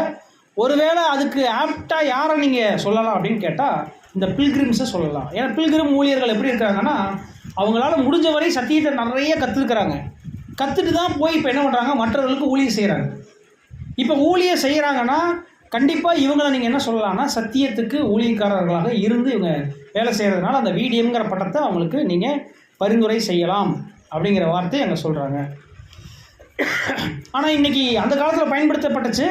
இப்போ அதோட அப்கிரேட் ஆகி இன்றைக்கி இப்போ போப் மார்க்கத்தில் எப்படி பேர்கிறிஸ்தவ அமைப்புகளில் எப்படி பயன்படுத்துகிறாங்க அப்படின்னு பார்க்கும்போது ரெவரண்ட், பாஸ்டர், முதல்ல அப்படி இல்லை. முதல்ல சத்தியத்துக்கு ஊழியக்காரங்கன்னு தான் பேர் வந்துச்சு. அதுக்கப்புறம் தான் அது என்ன ஆயிடுச்சு, பேர் மாறி ரெவரண்ட், பாஸ்டர் இன்றைக்கி அந்த லெவலுக்கு தங்களை பெருமையாக பேசக்கூடிய அளவுக்கு இன்றைக்கி மாறிடுச்சு. ஆனால் நீங்கள் இந்த வார்த்தையை யாருன்னா சத்தியத்துக்கு ஊழியக்காரர்கள் அப்படிங்கிற இந்த ஒரு பெயரை யாருக்கு நீங்கள் பயன்படுத்தலாம் அப்படிங்கும்போது அங்கே சபைகள் பில்கிரிம்ஸ் பயண ஊழியர்கள் அவங்களுக்கு நீங்கள் என்ன பண்ணலாம், பயன்படுத்தலாம் அப்படிங்கிறது தான் அங்கே சொல்கிறாரு. டிகிரி அதாவது என்ன, minister of the divine word அப்படிங்கிற வார்த்தை அங்கே சொல்கிறாங்க. இதுவும் பார்த்தீங்கன்னா சபையில் தேர்ந்தெடுக்கப்படுறவங்களுக்கு இல்லை, மாறாக பயண ஊழியர்களாக இருக்காங்க பார்த்தீங்களா. அதாவது வாட்ச் டவர் ட்ராக் சொசைட்டி யார் அங்கே அனுப்புதோ அவங்களுக்கு இந்த பயண ஊழியர்கள்னு சொல்லி நம்ம என்ன பண்ணலாம், பெயரை அங்கே கொடுக்கலாம் அப்படிங்கிறது தான் அங்கே சொல்கிறாங்க. மன்னிக்கும், சத்திய தேவனுடைய வார்த்தைகளுக்கு ஊழியக்காரங்க அப்படிங்கிறத நம்ம சொல்லலாம் அப்படின்னு அங்கே சொல்கிறாங்க. சரி, அப்படின்னா மறுபடியும் 7வது கேள்வி அதே தான் கேட்குறாங்க. ஒருவேளை இன்னைக்கு ministers of the divine word, அதாவது என்னென்னா சத்தியத்துக்கு தேவ வார்த்தைக்கு ஊழியக்காரங்கன்னு இன்றைக்கி யாராவது இருக்காங்களான்னு கேள்வி கேட்குறாங்க. கேள்வி கேட்கும் போது ஆமாம் இருக்கிறாங்க. அது யாருன்னா பில்கிரிம்ஸ் தான். அந்த பில்கிரிம்ஸ்க்கு மட்டும்தான் நம்ம என்ன பண்ண முடியும் அப்படின்னு. ஏன்னா இன்றைக்கி பாருங்கள், இன்றைக்கி அநேகர் எப்படி இருந்துட்டு இருக்கிறாங்க அப்படின்னு பார்க்கும்போது மற்ற சபைகளில் சத்தியத்துக்கு ஊழியக்காரராக இருக்கிறது இல்லை. ஆங்கிலத்தில் மினிஸ்டர் ஆஃப் க்ரீட்ஸ் அப்படின்னு சொல்கிறாங்க. மினிஸ்டர் ஆஃப் க்ரீட்ஸ்னால் மதத்துக்கு தலைவர்களாக தான் இன்றைக்கி நிறைய பேர் ஊழியம் செஞ்சுட்டு இருக்கிறாங்க. மதத்துக்கு தான் இன்றைக்கி ஊழியம் செஞ்சுட்டு இருக்கிறாங்க, அல்லது மதத்தின் தலைவர்களுக்கு தான் இன்றைக்கி ஊழியம் செஞ்சுட்டு இருக்கிறாங்க. மாறாக இன்றைக்கி மற்ற சபைகள் எல்லாம் பாருங்கள், சத்தியத்துக்கு ஊழியம் செய்கிறவர்களாக இல்லை. அப்படி சத்தியத்துக்கு ஊழியம் செய்கிறதா இருந்தால் அவங்களுக்கு வாய்ப்பு மறுக்கப்படுது. ஆனால் பைபிள் ஸ்டூடெண்ட்ஸில் மட்டும்தான் சத்தியத்துக்கு ஊழியம் செய்கிறதுக்கு அழைக்கப்படுறாங்க அப்படிங்கிறதையும் அங்கே சொல்கிறாங்க. அதற்காக தான் அவங்க கான்சன்ட்ரேட் பண்ணுறாங்க, அதற்காக தான் அவங்க தெரிந்து கொள்ளப்படுறாங்க, தேவனுடைய பிள்ளைகளாக தெரிந்து கொள்ளப்படுறாங்க அப்படிங்கிறதையெல்லாம் சொல்கிறாங்க. அப்போ ஒருவேளை எல்டர் அவரை கூட நீங்கள் என்ன பண்ணலாம் அப்படின்னு பார்க்கும்போது as being a minister of divine வேர்டுன்னு நீங்கள் சொல்லலாம் அப்படின்னு இப்போ இங்கே இந்த இடத்துல குறிப்பிடுறாரு. அன்பார்ந்த சகோதர சகோதரி, அதாவது சத்தியத்துக்காக வேலை செய்கிற ஒவ்வொருத்தருக்கும் இந்த ஒரு பெயரை நீங்கள் குறிப்பிடலாம் அப்படின்னு அங்கே சொல்கிறாங்க. அன்புக்குரிய சகோதர சகோதரிகளே, சரி, அப்படின்னா சில கேள்விகள்லாம் என்ன பண்ணியிருக்குன்னா வாட்ச் டவர் சொசைட்டி என்ன பண்ணியிருக்குதுன்னா வெளியிட்டிருக்குது. இந்த கேள்விகளை நீங்கள் வெளியிட்டதனுடைய நோக்கம் என்ன, அல்லது இதையே நீங்கள் அந்த பில்கிரிம்ஸ்க்கு நீங்கள் கேட்கலாமா அப்படின்னு அங்கே கேட்டிருக்காங்க. கேட்டதுக்கு தான் அங்கே என்ன சொல்கிறாரு அப்படின்னு பார்க்கும்போது, பில்கிரிம்ஸ் அப்படிங்கிறவங்கள நாங்கள் எப்படி செலக்ட் பண்ணுறோம்னா ஆப் டு டீச், அதாவது அவங்க ஒரு இடத்துக்கு போகிறாங்கன்னா மற்றவங்களுக்கு சத்தியத்தை சொல்கிறது தான் அவங்களுடைய நோக்கமே. அப்படின்னா சத்தியத்தை சொல்கிறவங்களுக்கு இந்த கேள்விகளை நீங்கள் கேட்டு பாருங்கள். அப்போ இந்த கேள்விகள் ஒருவேளை அவங்க சொல்கிறதுக்கு தயங்குறாங்கன்னா அவங்க பில்கிரிமாக இருக்கிறதுக்கு தகுதி இல்லை. பில்கிரிம்னா என்னென்னா பயண ஊழியர் நம்ம பார்த்துட்டோம். பயண ஊழியர்னால் நம்ம வேறு இடத்துலேருந்து நம்ம சத்தியத்தை சொல்லக்கூடியவங்க. அப்போ சொல்கிறவங்க அவங்ககிட்ட நம்ம கேள்விகளை கேட்கும்போது என்ன பண்ணணும், அவங்க பதில் சொல்லணும். ஒருவேளை சொல்கிறதுக்கு பயப்படுறாரு, இல்லை அதுக்கு சரியான பதில் தெரியலை அப்படின்னு சொன்னால் அவர் என்ன பண்ணல, இன்னும் சரியாக படிக்கலைன்னு அர்த்தம். சரியாக அதை பற்றி இன்னும் தெரிஞ்சுக்கலை. தெரிஞ்சுக்காதவர்கிட்ட நீங்கள் போய் என்ன பண்ண முடியாது, என்ன கேள்வி கேட்டாலும். அப்படின்னா அவரை நீங்கள் பயண ஊழியராக நீங்கள் தெரிந்து கொள்வது வேஸ்ட் அப்படிங்கிறது தான் அங்கே சொல்ல வர்றாங்க. வேஸ்ட்டுன்னு சொல்கிறதில்ல, அங்கே என்ன சொல்கிறாங்கன்னா நீங்கள் அவங்கள தெரிந்து கொள்ளாதீங்க அப்படிங்கிற வார்த்தையை அங்கே பயன்படுத்துகிறாங்க. அப்படின்னா நீங்கள் என்ன பண்ணுங்க அப்படின்னா அந்த கேள்விகள் நம்ம உங்களுக்கு நாங்கள் கேள்வி பதில்கள் கொடுத்துருக்குறோம். இது வேதத்திலிருந்து எடுக்கப்பட்ட கேள்வி பதில்கள் தான். இந்த கேள்வி பதில்கள் கேட்கும்போது அதுக்கு அவங்க ஆப் டு டீச், அது சொல்கிறதுக்கு அல்லது அதுக்கு மறுமொழி சொல்கிறதுக்கு அவங்க எப்படி இருக்கணும், தகுதி உள்ளவர்களாக, அல்லது ஒரு பயம் இல்லாமல் தைரியமாக அதை சொல்லணும். திக்கி திணறி சொல்லிட்டு இருந்தாங்கன்னா அவங்க நம்மளே சொல்கிறோம் பார்த்தீங்களா, ஒரு சத்தியம் பேசும்போது இந்த வார்த்தைக்கு அர்த்தத்தை திக்கி திக்கி பேசுனா நீங்கள் என்ன சொல்லுவீங்க, பிரதர் இன்னும் சரியாக படிச்சுட்டு வரல, போய் படிச்சுட்டு வாங்க, அப்புறமா சப்ஜெக்ட் பேசுங்க சொல்கிறோமா இல்லைங்க. இந்த மாதிரி அவங்க இன்னும் தகுதி இன்னும் வளர்த்துக்கொள்ளணும் அப்படிங்கிறத தான் அங்கே சொல்லிட்டு வர்றாங்க. அன்பார்ந்த சகோதர சகோதரிகளே, ஒருவேளை அங்கே பெத்தேல் ஃபேமிலி இருக்கக்கூடிய அநேக சகோதரிகளுக்கு அவர் என்ன இது கொடுத்துருக்காருன்னா, நாங்கள் நிறைய கொஸ்டின்ஸ் கொடுத்துருக்குறோம். நீங்கள் அதற்கான ஆன்சர்ஸை நீங்கள் என்ன பண்ணுங்கள், நீங்கள் முடிஞ்ச வரை என்ன பண்ணுங்கள், நிறைய படித்து அவங்களுக்கு அதை கற்றுக் கொடுங்க உங்கள் கூட இருக்கவங்க பில்கிரிம்ஸ்க்கு அப்படிங்கிற வார்த்தை அங்கே சொல்கிறாங்க. அன்பார்ந்த சகோதர சகோதரிகளே, பாருங்கள், இப்போ ஒரு வசனம் நம்ம வாசிடலாம். 1 தீமோத்தேயு 3ஆம் அதிகாரம் 1 முதல் 7 வரை உள்ள வசனம். 1 தீமோத்தேயு 3ஆம் அதிகாரம் 1 முதல் 7 வசனங்கள். கண்காணிப்பை விரும்புகிறவன் நல்ல வேலையை விரும்புகிறான், இது உண்மையான வார்த்தை. ஆகையால் கண்காணியானவன் குற்றம் சாட்டப்படாதவனும் ஒரே மனைவியுடைய புருஷனும் ஜாக்கிரதை உள்ளவனும் தெளிந்த புத்தி உள்ளவனும் யோகியதை உள்ளவனும் அந்நியரை உபசரிக்கிறவனும் போதக சம்பத்தருமாய் இருக்க வேண்டும். அவன் மதுபான பிரியனும் அடிக்கிறவனும் இழிவான ஆதாயத்தை இச்சிக்கிறவனுமாய் இராமல் பொறுமை உள்ளவனும் சண்டை பண்ணாதவனும் பண ஆசை இல்லாதவனுமாய் இருந்து தன் சொந்த குடும்பத்தை நன்றாய் நடத்துகிறவனும் தன் பிள்ளைகளை சகல நல்லொழுக்கம் உள்ளவர்களாக கீழ்ப்படிய பண்ணுகிறவனுமாய் இருக்க வேண்டும். ஒருவன் தன் சொந்த குடும்பத்தை நடக்க அறியாதிருந்தால் தேவனுடைய சபையை எப்படி விசாரிப்பான்? அவன் இருமாப்படைந்து பிசாசு அடைந்த ஆக்கினியிலே விழாதபடிக்கு நூதன சீசனாய் இருக்கக்கூடாது. அவன் நிந்தையிலும் பிசாசின் கண்ணியிலும் விழாதபடிக்கு புறம்பானவர்களால் நற்சாட்சி பெற்றோருமாய் இருக்க வேண்டும். பாருங்க, இப்போ இந்த வசனங்களின்படி நம்ம பார்க்கும்போது கண்காணிப்பை விரும்புகிறவன் நல்ல வேலையை விரும்புகிறான் அப்படின்னு சொல்கிறார். அப்படின்னா நம்ம புரிஞ்சுக்கணும், இந்த கண்காணிப்பு அப்படின்னு சொல்லும்போது நம்ம ஒருத்தருக்கு அடிமைகளாக வாழ்கிற விஷயத்தை இங்கே சொல்லப்படலை. மாறாக சபை சத்தியத்தின் நேராக வழிநடத்தப்படுவதற்கு அந்த மூப்பர் என்ன பண்ணுவாருங்க?